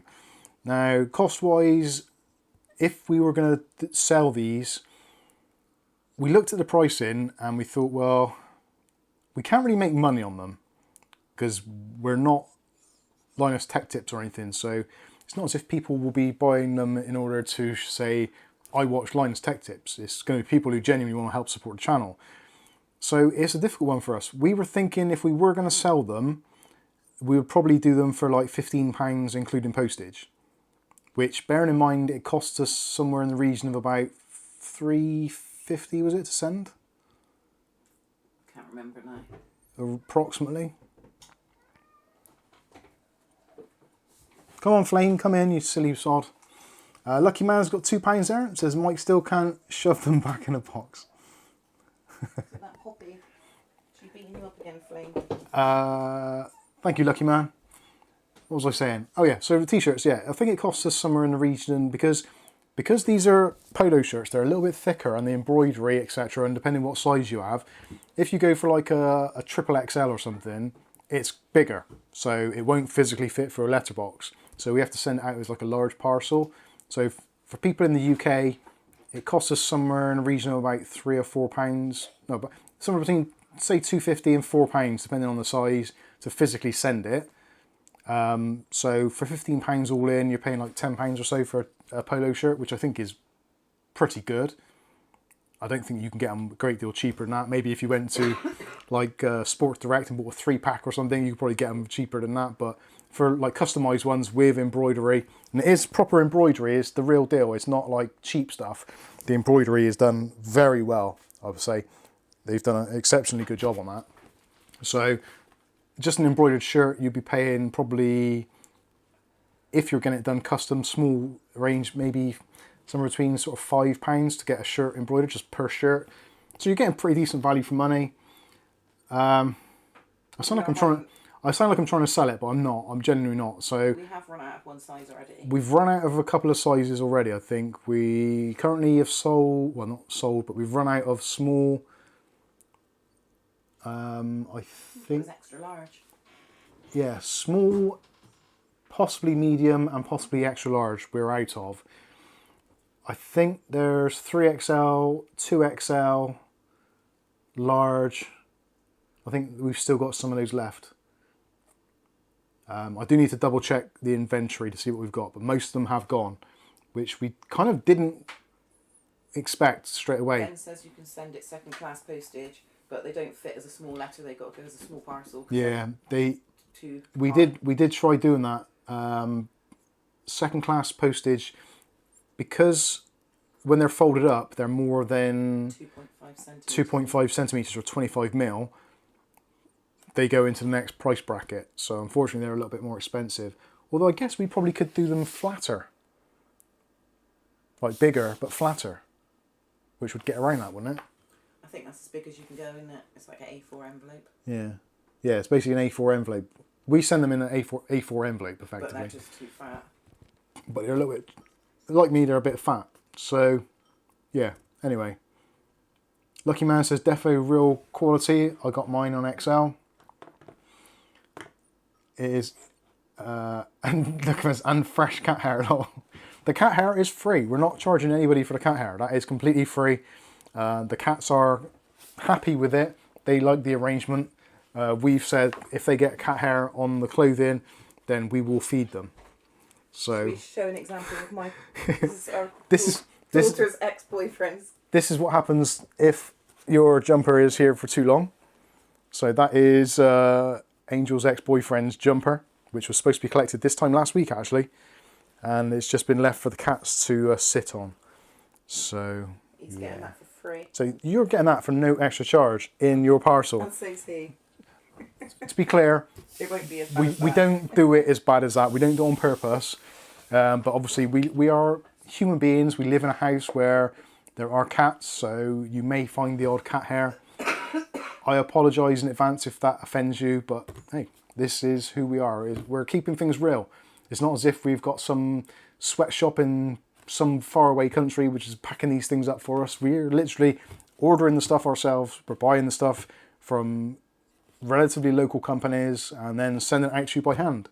It's all done by us, so it is what it is. Ugly Bob got one of my hairs. Sorry. Yeah, Ugly Bob says a sweatshop in deepest Wales. We actually got there's a shop underneath the bridge.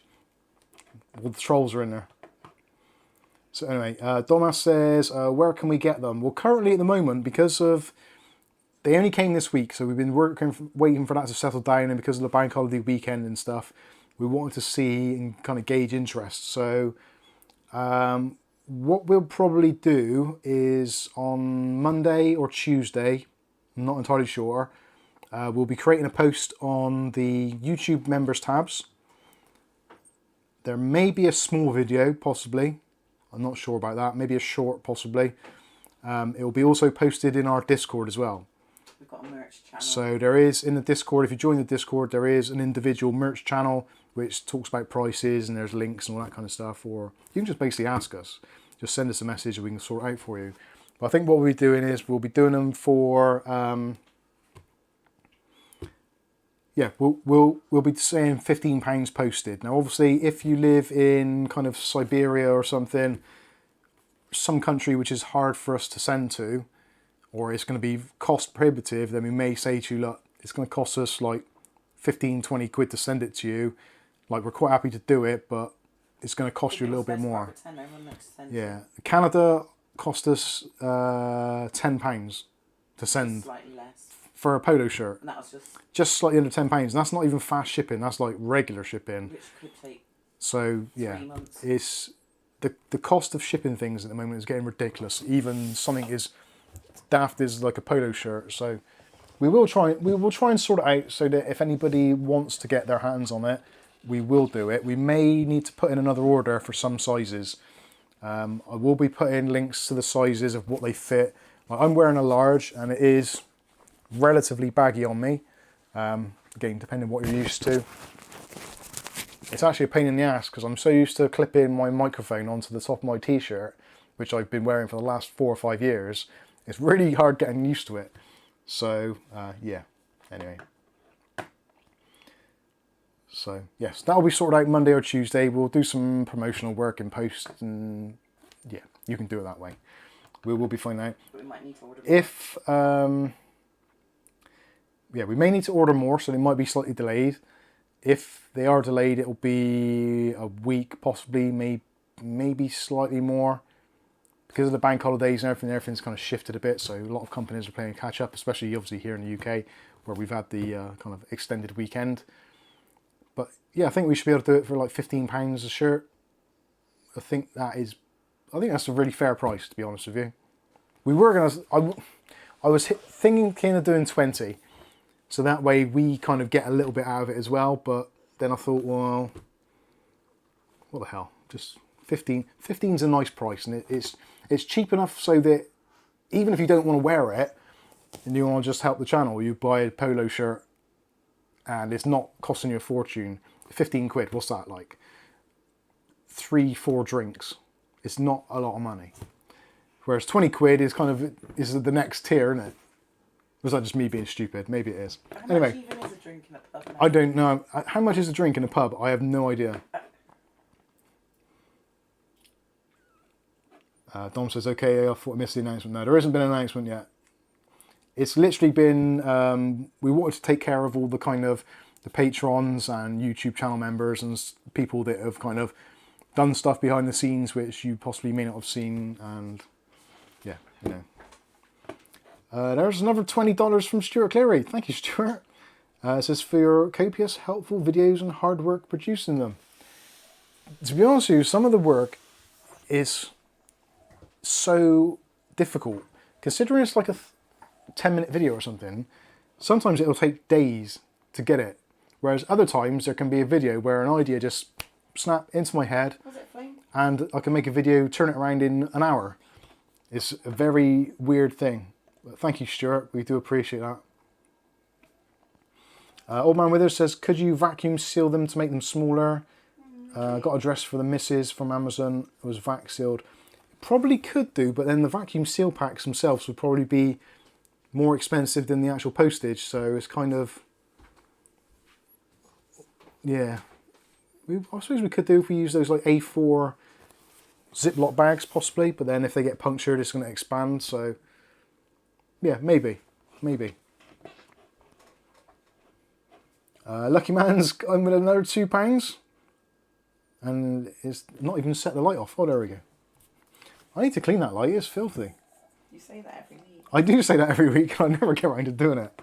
I could just take the lid off and break it midstream. What's wrong, Flamey?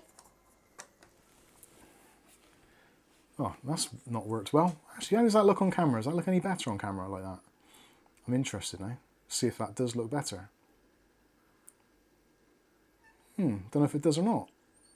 Does it look better? It's not that dirty. Anyway. Lucky Man says, I bought a sweatshirt and a t-shirt, well worth the cash. Actually, the sweatshirts, the zip-up hoodies, we have still got a couple of those left. One extra large grey. Yeah, extra large in grey, and I think that is, I think that's it. Medium, 2 large in black. 2 medium and 2 large in black. One medium, 1 large and 1 extra large in embroidered black. I'll have to post it somewhere, what we've got. I need to find a way of actually being able to do that on Discord or somewhere so it shows the stock level. Not that we've got much stock, to be fair, but it would be nice to be able to, so people can see what was in stock. Welly Bob says, better with the globe on. It is. I better give it a clean. I'm going to clean my globe a minute. Oh dear.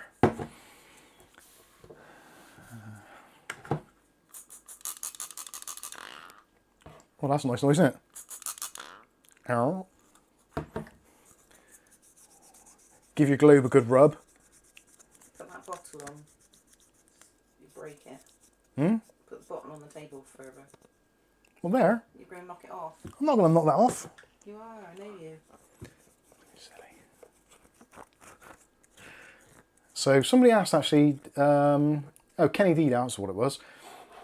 Kenny 5. Number Johnny 5 Kenny said, is the R5 5500 a worthwhile upgrade from a Ryzen 5 1600 since I'm trying to save money instead of a Ryzen 5 5600? I would probably, well, yes, it's a decent upgrade to start with. I I would depending on the motherboard you've got, I would maybe look at a 3600. A 3600 I think would probably be a step in the right direction better if you can get a used one for about 100 quid, which seems to be almost about right. Depends what you're paying for the other one as well, really. God, look at that, that's crystal clear now. That's some good shit. Who's that from? Welly Bob, £2 says for some globe cleaner spray. Hopefully tomorrow when I go into work, they'll have the Wins dash and display cleaner. Mine's chemical free. But this one's actually quite good, to be fair. I can't believe how clean that's become. That's like... I made that one. I can actually see through that. It can be like... Oh, I'm a fly. I made that cleaner. That actually fits on the front of the lens perfectly. So you can see what it looks like for me now. I've got to see what that looks like on the camera. That looks bloody awful. Oh, actually, yeah, that does look a bit... It does look clean though, doesn't it? That's super clean. That's proper cleaner. And no chemicals in it. No chemical cleaner, like You it. can eat it. Come on, focus back in. There we go. What is it, Flame? What do you want, Babs? Kenny D says I have a B450 motherboard. If you've got a B450, yeah, because you've only got PCI Express Gen 3 on there, so yeah, the 5500 would probably make a lot of sense. What do you want? That was what I put in. I had the ASRock B450M Pro 4, and that's what I put the 5500 on. And actually, it worked really well. I was surprised, actually. I didn't think it was going to be as good as it was, but it was pretty awesome. Alright, that is clean. Shit, the bed. I didn't think it would come out that good. That's impressive stuff. Trev Good says, did you see my question? No, I didn't. There we go. Trev Good, I've got an RX 570 and I want to upgrade because mine's failing. I really want an NVIDIA card. What would you recommend? Depends what your budget is really and what is available for you. And there's another super chat coming in from Bob for £5. Says, testing your clean dome. Look at that. Actually, the sparkles on the wall actually look sparkly now. That is What is it, Flamey? bloody clean. Does it look different? I think it does. Or is that just me? It does look different, doesn't it? I think it does look a bit more magnified. I can see more on the walls now. Is that, did that used to be on the wall? Yeah, because I used to put the cat up against the wall when she was little. That's some freaky shit. Oh, thank you, Bob. Clean dome tested. Try it on head. Try on head. Okay. Yeah, Trev, I'm not sure what... Always buff your clean dome. Actually, where is that?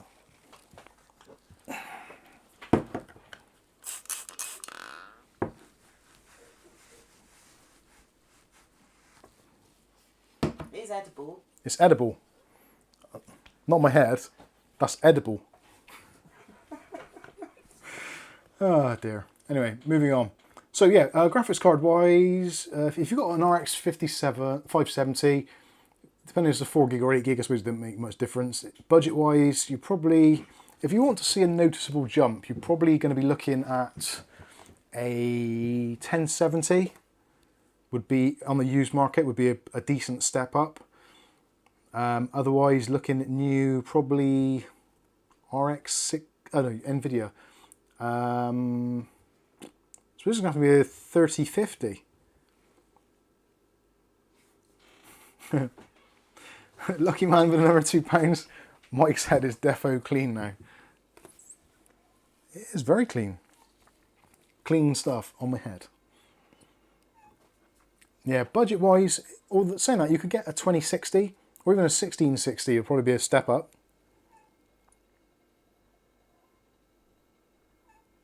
Yeah, I think it is a lot brighter, isn't it? I can't remember seeing them behind you. Look at the ceiling. I know, it's just, that's mad, isn't it? I didn't think cleaning that shiny thing, that's gone super crystal clear. I might try that on headlights. If that turns to make like dull, faded headlights look better, yeah, we could bottle that up, sell that on eBay. Shiny dome spray. Good for headlights also. It'd be bloody great. The Freedom House 1984 says, I love the lights. I do as well, because they signify income. That is very much a what's the thing? A materialist thing to say. Right, talking of materialists, there's not actually any link to it whatsoever. We got sent this by Bob. Bob seen this and said, this looks bizarre. I'm going to send you one. So this is a USB Type-C to Type-C 100 watt PD fast charging and data cable. That is insane to think that you can charge up to 100 watts with this cable.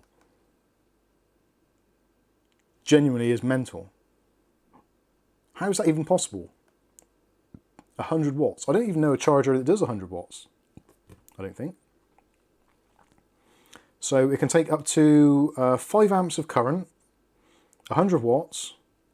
So really this is going to be for charging things like iPads. I think probably more so. But the cool thing is, it's actually got a digital display to tell you how much it's actually charging. And I was just thinking, what have I actually got here, which is USB Type-C, which actually requires that much juice, so I could see what percentage it needs. I'm not sure if I even have. AirPods? No, AirPods. I was thinking actually maybe one of those Boya wireless mics. Bottle on the edge. Oh, shush. It's fine. I'll put it on the other edge. Those, actually, they're wireless, aren't they? Are they the battery ones or USB-C? Type-C. Right.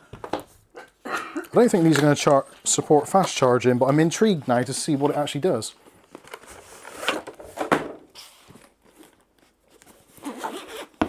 Bob also sent over these Betron headphones, S2s, which were on offer. If you may have caught it, I did post the links. But they were like ridiculously cheap. And they're ridiculously loud. Oh, that's pretty cool.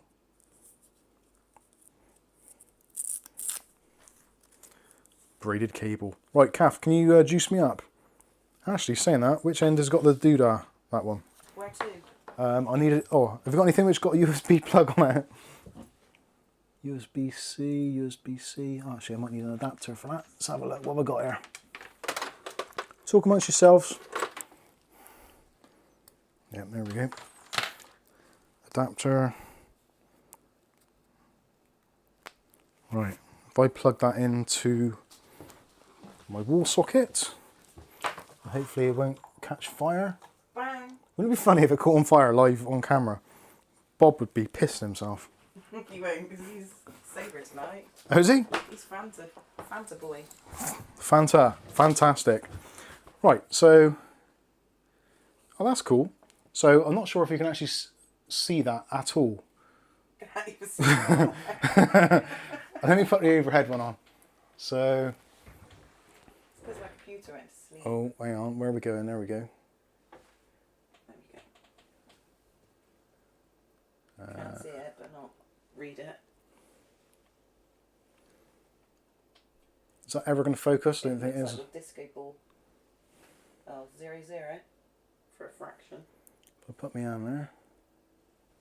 Boom. There we go. We have focus. So if I grab... Not really. Is it not? That should be no. Oh, yeah.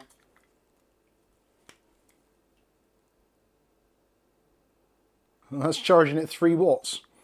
So it's not exactly taxing it, is it? But it tells you how much it's charging it, so that's cool. So you know if you've got a device which doesn't... Error, isn't it? I don't know. No, it's 3 watts. Send it around that way. There we go. It's 3 watts. 3 watts. So I suppose it depends how flat it is. Maybe. Let's try the other one.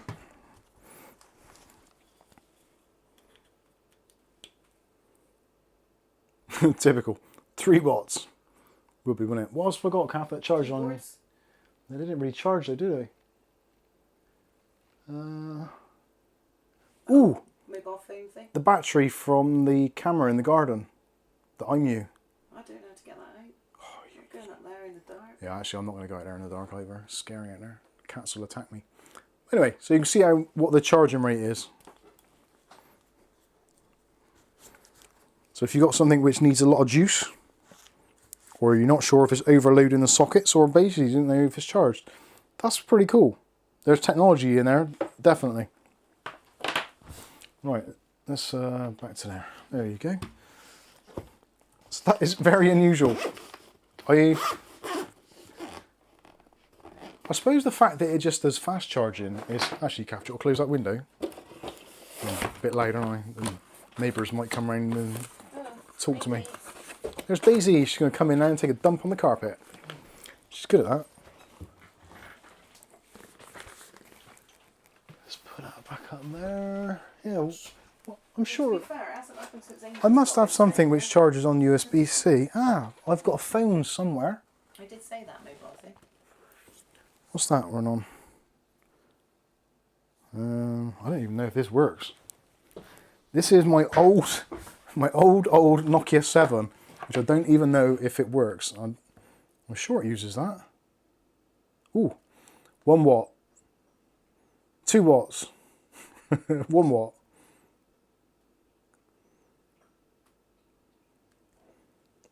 Two watts. I wonder if it'll turn on. In theory, if it delivers enough power, I should be able to turn it on. Although, to be fair, I have not used this phone in many, many, many years. So what's that, like a Windows phone? No, it's Android. It's a Nokia. Yeah, Nokia 7. Oh, hang on. I don't even know what phone it is anymore. It confused me now. I have to take it out of the cover. It is a Nokia.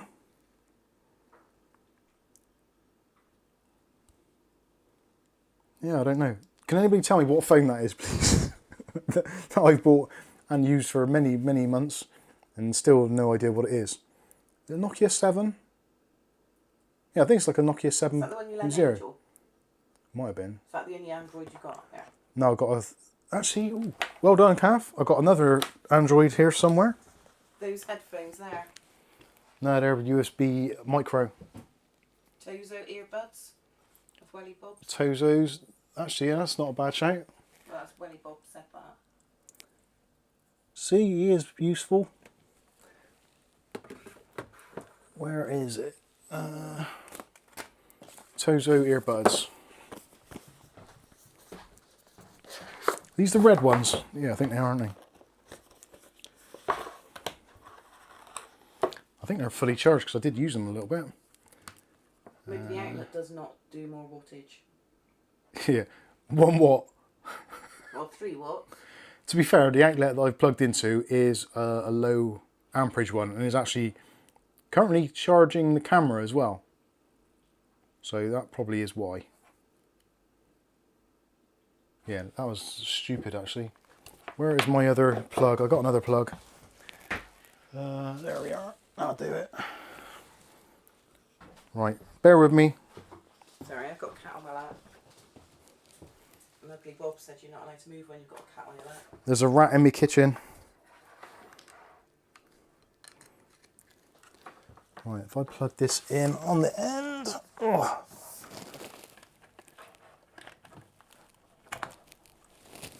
Okie dokie. God, I'm getting some bloody exercise tonight. Ooh. Right, what are we going to get now? Juice me up, Babby. Oh. 1 watt still. Okay.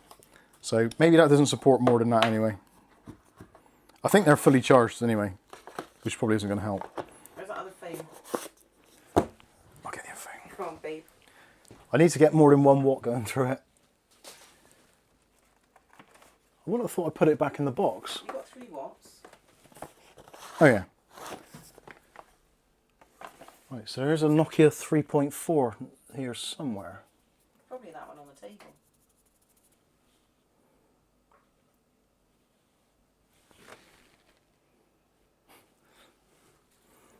What have I done with that? I was going to use it recently to do something, do a video. Borrowed it.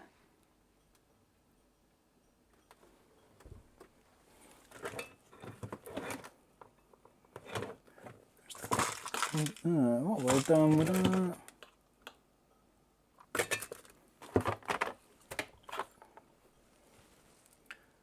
How can I just lose a phone?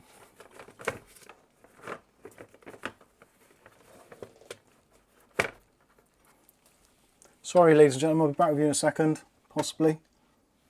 I've just found the cover for it, so where's the bloody phone? What about your Manscaped shaver? No, that's not on USB. Well, it is, but it's the wrong end. Oh! Ah. Where the hell's that gone? What's that? My DJI Pocket. That was down there.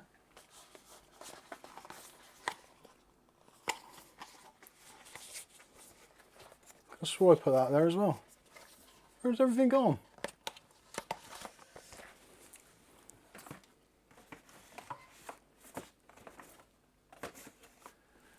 Oh. Please be micro. Way. There we go. That should be flat. This will be flatter than something very flat. Yay! Oh. 5 watts, 0 watts. How do I turn this thing on? It did come up with a battery on the screen. How many years since we used that? 2 watts, 1 watt. Yeah, I think I need to plug this into a PD device.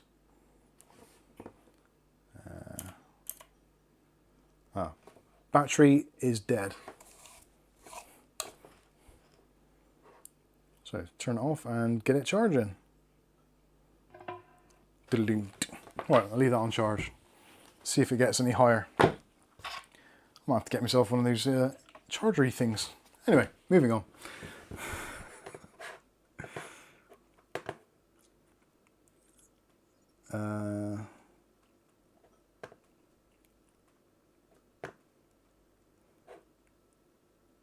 Welly Bob says, to make use of the USB brick needs to be fast charged, so does the device it's charging.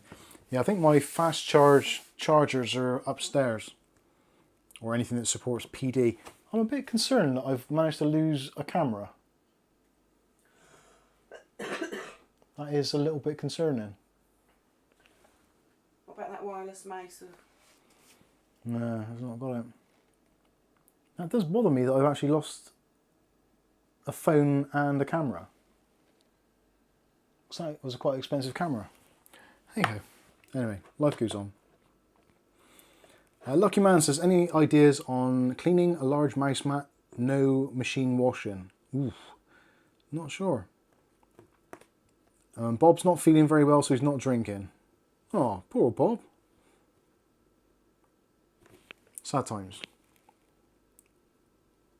I haven't drank this week, I think. Don't think I did last week, actually.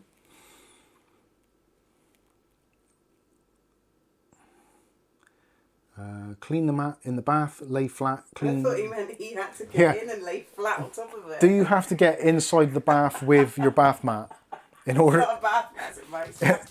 Turn it into a bath mat. Just make sure you don't use it as a loofah or something to wipe your butt with. Otherwise you may find there's like a little bit of a sticky ridge in your gaming mat. Right, let's have a look at these. I thought that was empty as well then. So why is everything I'm opening empty at the moment? Oh, your naked girls are back. Oh, Naked HD Fun, go F yourself. Report. I've done it. Harassment or bullying. This is harassing me now. Report.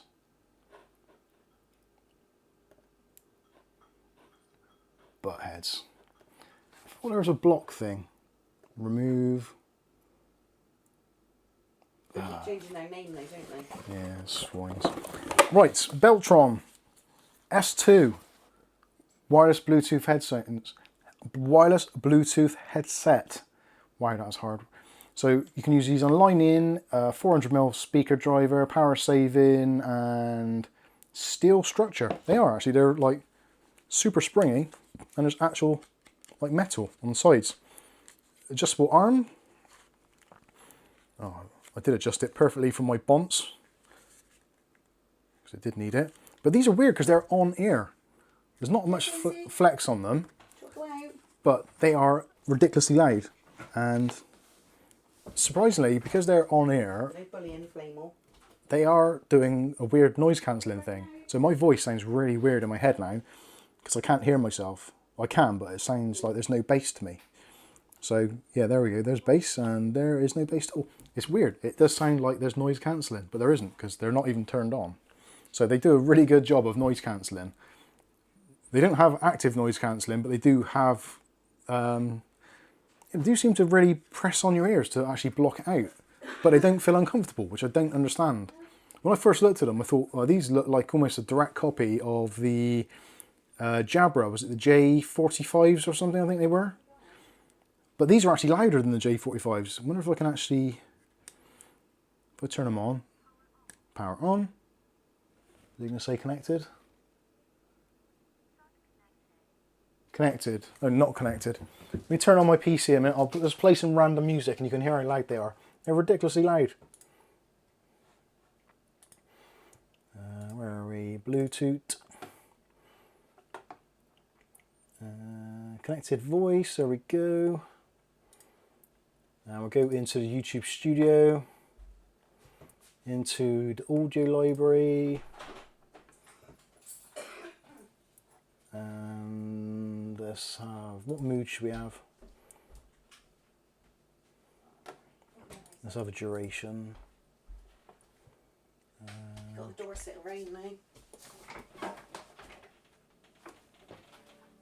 Oh, come on. Go play through the bastard headset. There we go. Right, that's playing through the headset now, so.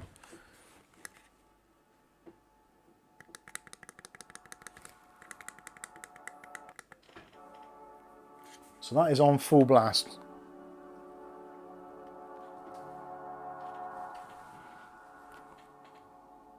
That's loud. That's really loud. Can you hear me?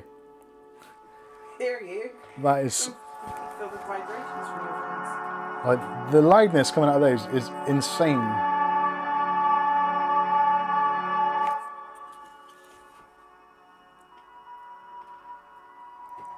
It's almost like those like little Bluetooth speakers, but they're headphones. They're ridiculously loud, like insanely so. There's the microphone that side, so audio's that side. So let's turn that down. That's on about 41%, I think it says on my screen, and it still is like super loud.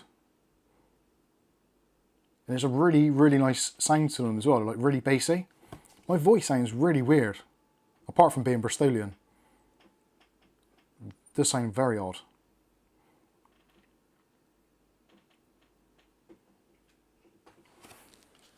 That's a weird musical track as well. I need to change that. Oh, let's have some Kevin McDonald. What's that? CC. What does that mean? Creative Commons. Oh, bloody hell. Don't want to have that, do I?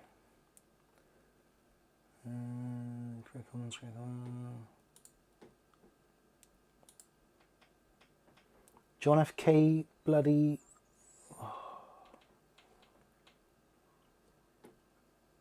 Hungarian Rhapsody. Oh, these are all way too long. Right, mood. Sorry about this.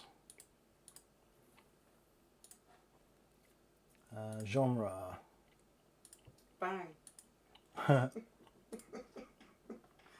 What are you doing anyway? It's boring. I'm trying to find some music.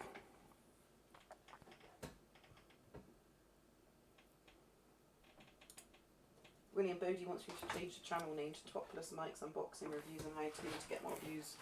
I don't think there'll be many people watching to see my Bojangles.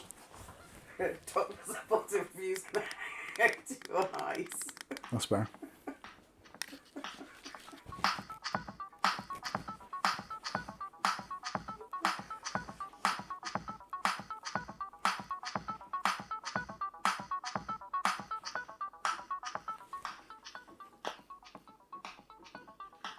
That bass is weird.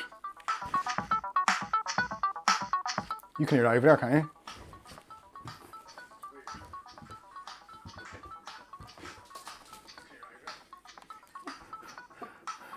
My topless head? You freak. Have these got a pause button? I did wonder that. Go on, Flamey. Going back up. Yes, the power button acts as a pause button. Awesome, that worked out well. Anyway, so there you go. These were on offer for, I think they came down to something ridiculous like £14, which is like stupid. You can normally pick them up for about 25, I think, £26 is what they're on at the moment. Our community I would definitely recommend taking a look at them. If you want some Bluetooth headphones, which are definitely not going to break the bank, but might break your eardrums, yeah, they're very, very cool. Very cool. They actually look quite nice as well, a bit different. I'm surprised they don't have Linus Tech Tips written on them, to be honest with you, because they are in LTT colours, almost. So, yeah, they're arguably, there's very little you can actually complain about them. The only thing I suppose you might dislike is the charging port is micro USB rather than USB Type-C. And there is like a plastic little flap cover that goes over the side of it, I'll put the link in for 'em. which I probably will end up breaking off, I think, to be honest with you, because it's quite difficult to get to. It's one of those like flap over ones. But They've gone up to $26.99. they're £26.99 now, and is there a £5, 15% voucher as well? Oh yeah. Yeah, there's £26, there's a 15% off voucher as well, which you can click. So, yeah, I think that's going to bring it down to what? What's 15% of £27? Should I just go? That is £22, isn't it? 20 something pounds. $16.99, is it? No. No. Come on, Kath. You can do it.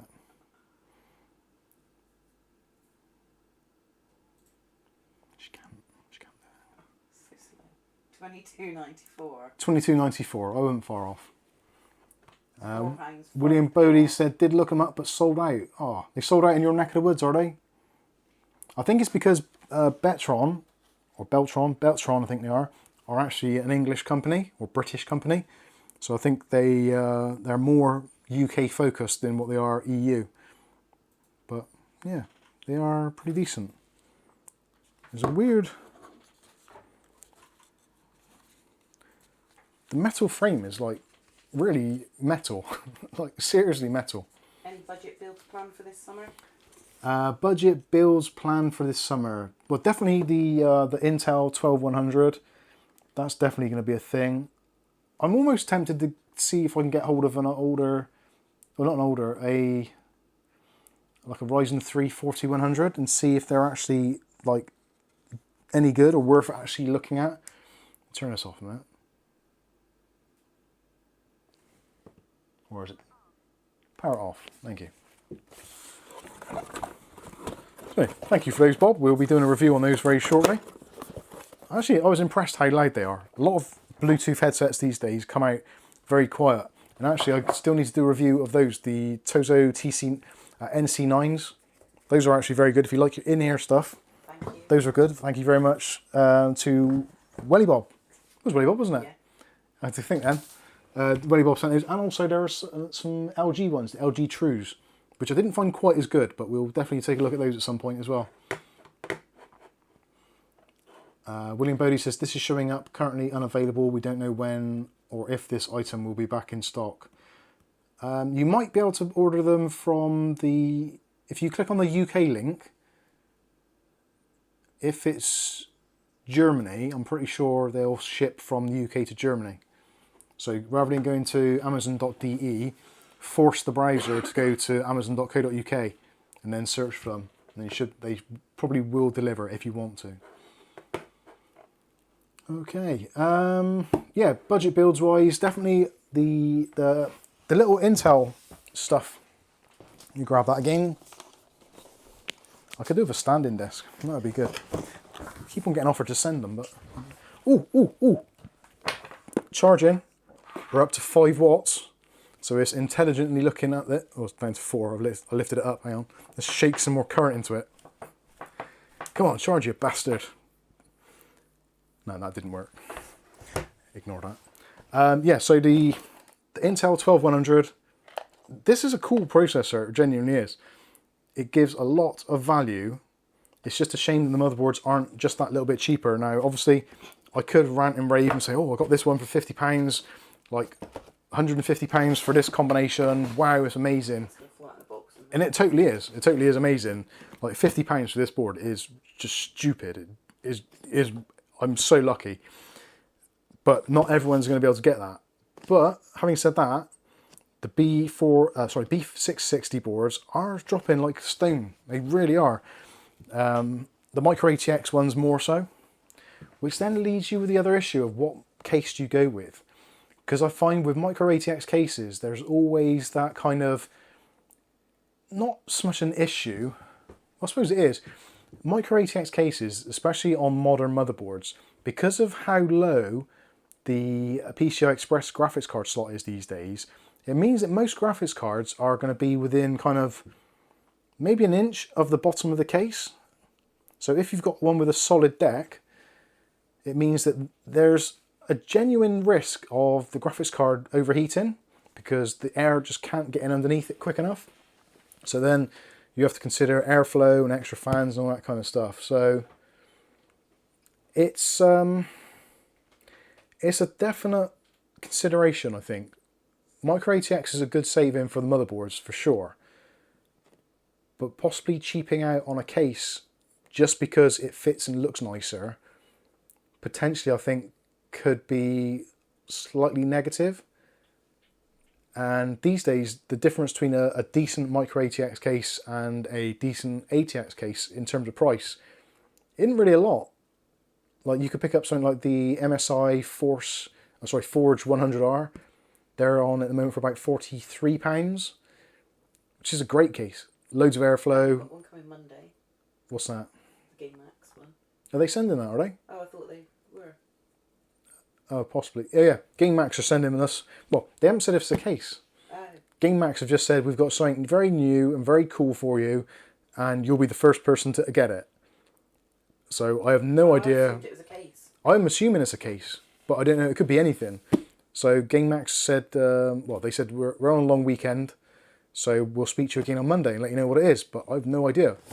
If it's one of the COC cases, I'm kind of a little bit dubious, which is what happened originally. The COC case, I was like, yeah, it's kind of okay, but I don't know. I'm not entirely sure about it. It's quite a lot of money, and there is a lot of alternatives out there, but we will see on Monday, I guess. Lucky Man says, just bought on Amazon.co.uk. What was that? The headset. Awesome. See that? Freedom House says, I'll be doing a 12100F 6500 XT on Monday. Do you know what? Now you say that, that is, yeah. I'm gonna Bagsy me that card. Where did I put that card? Oh, there it is. I'm going to put this card. I've got an ASUS board coming, a B660, which I picked up for £100 on CCL. So £50 for the motherboard, £100 for the processor, for the graphics card. Yeah, that's going to work out nice. So that means I'm going to have to keep that motherboard and buy another processor. So hopefully I can build that, sell that, and then use the money I make off that, if I make any, to then put back into buying a processor for this. I wanted to sit on my chair. Jesus. Why do I do it to myself? I really do. I've got so many motherboards and things here I should be doing stuff with. See that? CVAC. CVAC. Hey Mike, on the topic of cases, I heard the Deepcool CG560. In my opinion, it's a really well priced mid-tower, 3 120mm RGB fans and one 140mm fan. I have not seen this. Let's have a look. Deepcool CG560. CG560. Search in the La Google. CG560. Ooh. That is 62 quid. I don't know. I'm not sure. Let's have a look. Desktop. Have you got our details off? Yes. Oh, I haven't got those off. Let's go back to...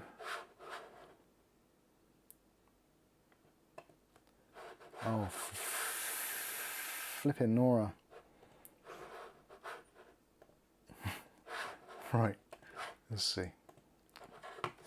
Right, desktop. There we go. So that is the Deepcool CG560 mid-tower. Now, I don't know.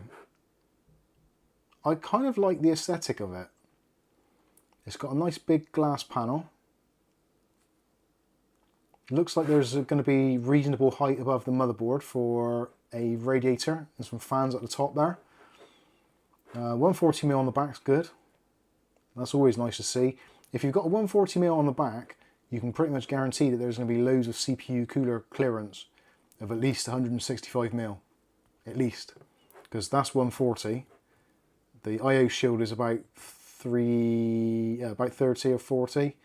So yeah, you should have at least the ability to put a decent sized cooler in there. Although I'm not entirely sure about the ventilation on the front of the case. I feel that that mesh that is there, possibly, yeah, it's not enough mesh. It needs to be much bigger slits, I think, unless the bits on the side are unfiltered and that lets in air. Otherwise I feel that might choke it a little bit. So yeah, 3 RGB fans. That's good. And also you can put those on the front, I guess, and put the wires through the holes there. That's not bad. It's quite a nice looking case actually. That's a little bit different as well, being able to put cables and things through there, I suppose. And clearly behind there's going to be mounting areas for 2 SSDs. A little bit of room for radiators cut out at the bottom. Max CPU height 175mm. So yeah, max CPU height 175mm, so you can get in your Noctua D15 easily, even with both of the 140mm fans on there. I like those rubber grommets through there, the pass-throughs. That's got a nice touch. It looks very clean as well. Nice open basement as well. Hard drive rack if anybody wants to. Those fans look a little bit on the weak side in terms of the blades. They look more like airflow fans than they do static optimized ones because of the scoop of the blade. But yeah, you can see it's a chunky boy because look at the size on the sides next to the power supply. A lot of cases these days you've got like the power supply, then the sides are kind of almost next to it. So this is definitely a wide boy chunky case. So you get a 280mm radiator in the top easily, I would have thought. No RGB hub. It's got an RGB hub as well? No. No RGB hub. That's not the end of the world. Can you see the... Yeah, you can get a 280 rad. I'm not too sure about the airflow on the front. Comes with their typical box.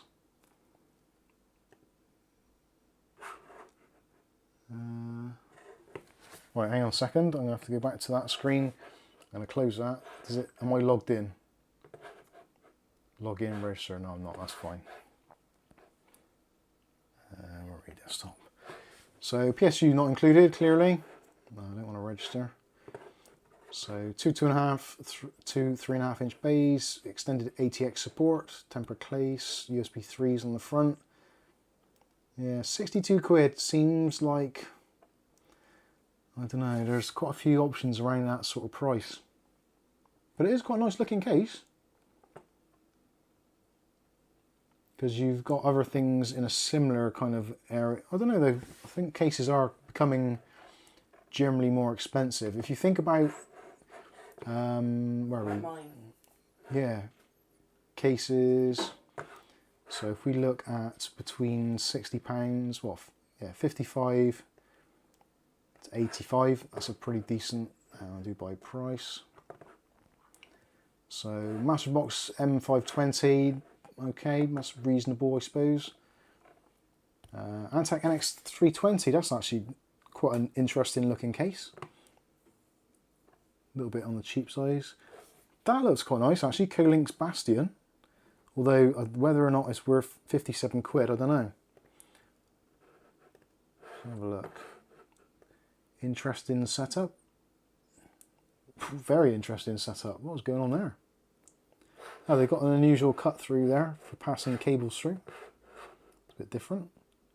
Weird roof. Loads of room out there though. So that's got potential, I suppose. A little bit on the expensive side, but what else we got? COT radar, similar sort of deal.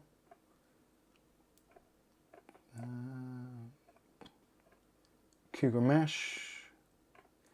Mag Vampiric, that's a bit expensive for what it is. GameMax Icon. Wonder if that's what they're going to send. Glass front. Vented sides. I hope not. Actually, yeah, I genuinely hope not, because those look like captive push-outs as well. Is that Micro ATX? Yeah, it's Micro ATX. See, 60 quid for a Micro ATX case these days seems a little bit against the grain. Icon mesh. But still 60 quid for a Micro ATX is a little bit... Yeah, so they've replaced the front panel with mesh there. I don't know. Those fans look a little bit lost in there, don't they?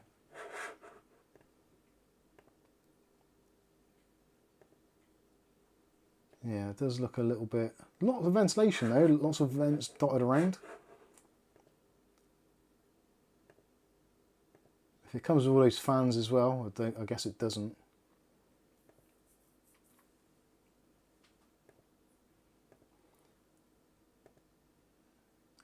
Yeah, it's okay-ish. Nothing to get overly excited about. Yeah, same sort of deal. The trouble is with GameMax, they've got the same problem that a lot of companies have. That they created a particularly good case, and it's hard to follow that up. So Matrix. Let's see what else we got. CIT Omega. Like, why are CIT? Oh no, that's 29 quid. Let's have a look at the low price ones. What's available in the low prices? You know me, I'm in the cheap seats. Nothing really sticks out. I quite fancy trying one of those, the Co-Link satellite at some point. That's pretty cool.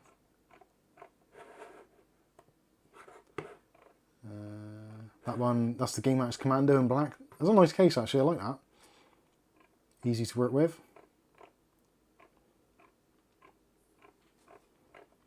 What we got? Sigmatech Gaming X, that looks alright. 37 quid. Do you know what the Be Quiet Pure Base 500 MIDI tower tempered glass cost in the UK? No, we can find out though. What was it? The Be Quiet.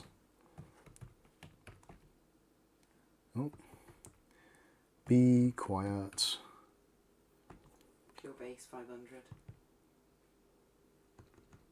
tempered glass. Don't think I was going to find it. Oh yeah. TG. About 80 quid by the look of it. £83. That's in grey. The white 85. 85. I think I had one of those, didn't I? I think you did.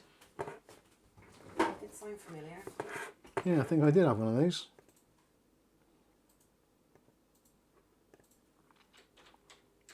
Yeah, I'm pretty sure I did. Pure Base 500. Yes, I did. Yeah, we had one of those. I think I basically gave that away. Oh dear.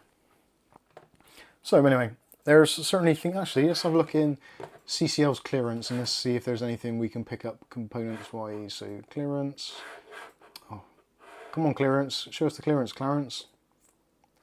Clearance motherboards. What we got? A320, A320, A520s. 45 quid. It's not too bad. Look at these. These are coming down, aren't they? For the 10th gen Intel. H410, 46 quid. Pair that with a 10100. Nice little setup there.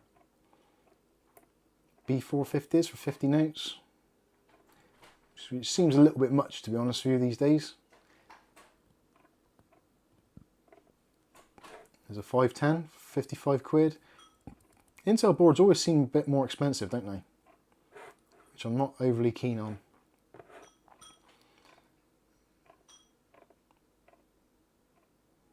Cool, that's an old board. H310. Jeez. Anyway, I'm digressing now. Let's go back to the main camera. So yeah, when it comes to doing these budget builds, there's so much that you can... It's just a rabbit hole, it really is. You go in, you look at one thing, you think, oh yeah, that looks really good, and then you see something else and it's like, oh, well that's a good offer as well. And you can actually, oh my god, Naked HD Fun, go away. They've changed it again, haven't they, man? I'll do it. Hide user on this channel, there we go. They change their name so it doesn't matter. No. Does anybody want to have Naked HD Fun?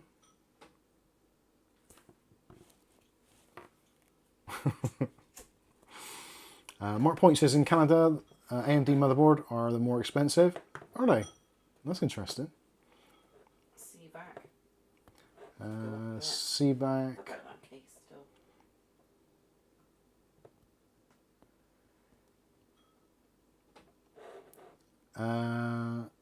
CVAC says, yeah, I mean, you know, look at the other options. There are quite a few of them.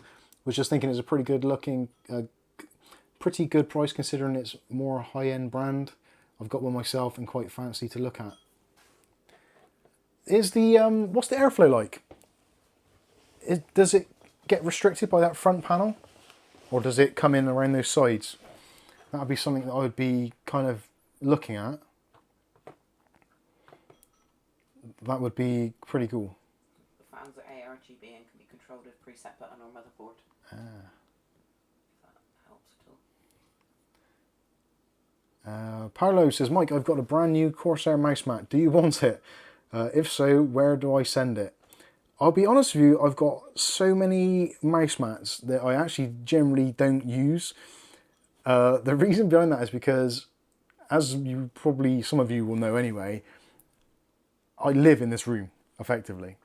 When I'm not filming, I'm researching at my desk, and when I'm not researching, I'm answering emails or answering questions on YouTube. So I literally live at my desk. And because I live at my desk, I generally tend to eat, drink, sleep, sneeze, all sorts at my desk. So mouse mats don't last any time at all. They just get filthy and they annoy me. Which is because of the noise of that mouse on the table. Oh. But you could borrow mine. Yeah, true. I have got mouse mats. That's extremely kind of you to offer.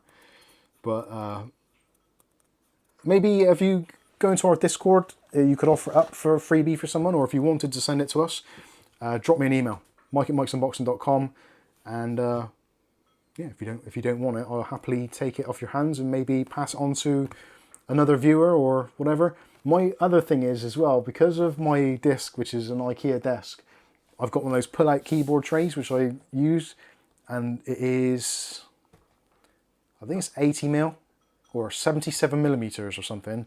So I'm very limited on what size of mouse mat I can physically use. It's never easy, is it? It's never easy. Say what you did for that monitor. Oh yeah, for the we were sent a monitor by Welly Bob, very kind of you, thank you Welly Bob, which was an ultra-wide monitor, and because my computer desk is literally 80 centimeters wide, the monitor was, I think, 81 centimeters wide or 82 centimeters wide, so physically I couldn't put it in there. It was a widescreen monitor. So I'll show you actually, it's quite easy to grab. But there's a hole in the side of the desk now. And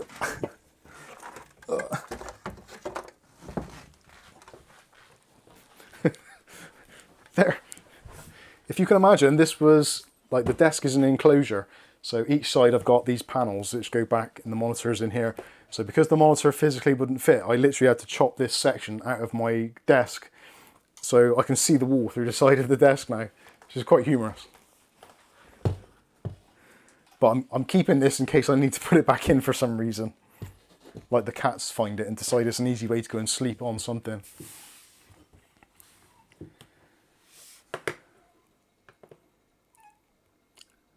Lucky Man's £2 says Mike has BN shoved in a box, way to go calf. What's BN? Brand new? Bean? Mike has been shoved into a box, way to go calf. Oh, when I went off camera.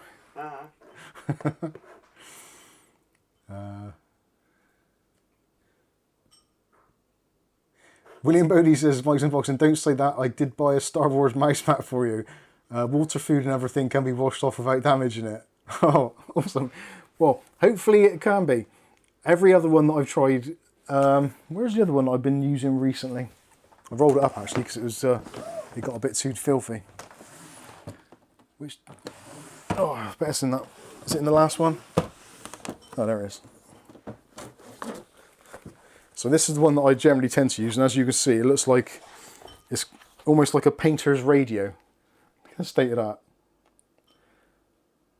that. I don't know what half of that is. Ew, babe.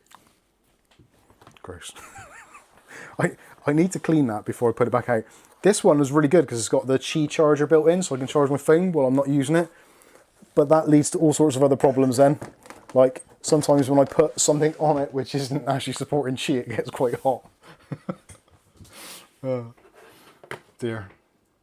Yeah, and I got a couple of mouse mats from, I think there's one from, who was that company I said earlier about the thing? Marvo. There's an RGB Marvo mouse mat out there as well. I think I've got another RGB mouse mat from something else as well with a USB hub in, which I think possibly Bob sent that one as well, actually. I've got lots of these things. One day I'm going to have enough desks to actually use all these desk pads. Not quite yet though. William Bailey says, and you can do a review on it. I can do a review to see how much food and general detritus it attaches. Bob says, I think we know. Oh dear. Right, actually I just realised the time. I can't believe I've gone on this long. Okay, so we should wrap things up. Thank you all so much for joining us on the Queen's whatever it is. Bless her. Thanks, Madge. That's a bit disrespectful, isn't it? Whatever. Anyway, thank you all for joining us on this Saturday evening. Hopefully you've been moderately entertained. If you have, smash the like button. If you've been moderately unentertained and you've not enjoyed it at all, press the like button twice. No, 3 times. Yeah, press the like button 3 times. That works, apparently. Lucky Fence has got leftover pasty on it. It could well be. Been had me for ages. I haven't had a pasty for a while, actually. Yeah, thank you all for joining us. Hopefully it's been some food for thought. Don't forget, we will be trying... Food for thought, what, for your mouse mat? If you're a mouse mat, there's definitely been food for thought. Definitely getting some ideas together for this little budget build I'm going to do. Although these days it never turns out to be a budget. By the time you put in a 1TB SSD, a half decent power supply, a reasonable case, like everything's 100 quid, isn't it? Almost every part you put in a PC is 100 quid. So the only way you can get away with it cheaper is by basically not putting as many parts in. Maybe we should build it in a cardboard box. Not so good looking when it goes to Facebook though, I suppose. Anyway. So, thank you all very much for taking part in tonight's show. If you want to get in touch with us for any reason, then mike@mikesunboxing.com or join the Discord. Obviously, you can do that, and we are generally on there. Discord's normally running on my PC pretty much all day long anyway, so if you send me a message or whatever, I will see it eventually. I may not reply immediately, but I will get back to you. Same goes for emails. I will eventually get through to them, but feel free to join us on there for a chat and ask any questions and just be part of our rather cool community. Oh, Bob's off on holiday, isn't he now? Ugly Bob says, yeah, it's 3 or 4 weeks, so he's off on his holly bobs, literally, holly bobs. Yes, I think that is going to be it. Thank you. Yeah, thank you all very much. I've been Mike. This is Mike's Unboxing Reviews and How To, and hopefully we'll catch you in the very next video. Thanks for watching, and good night. And I always get this bit wrong. Cheers, everybody.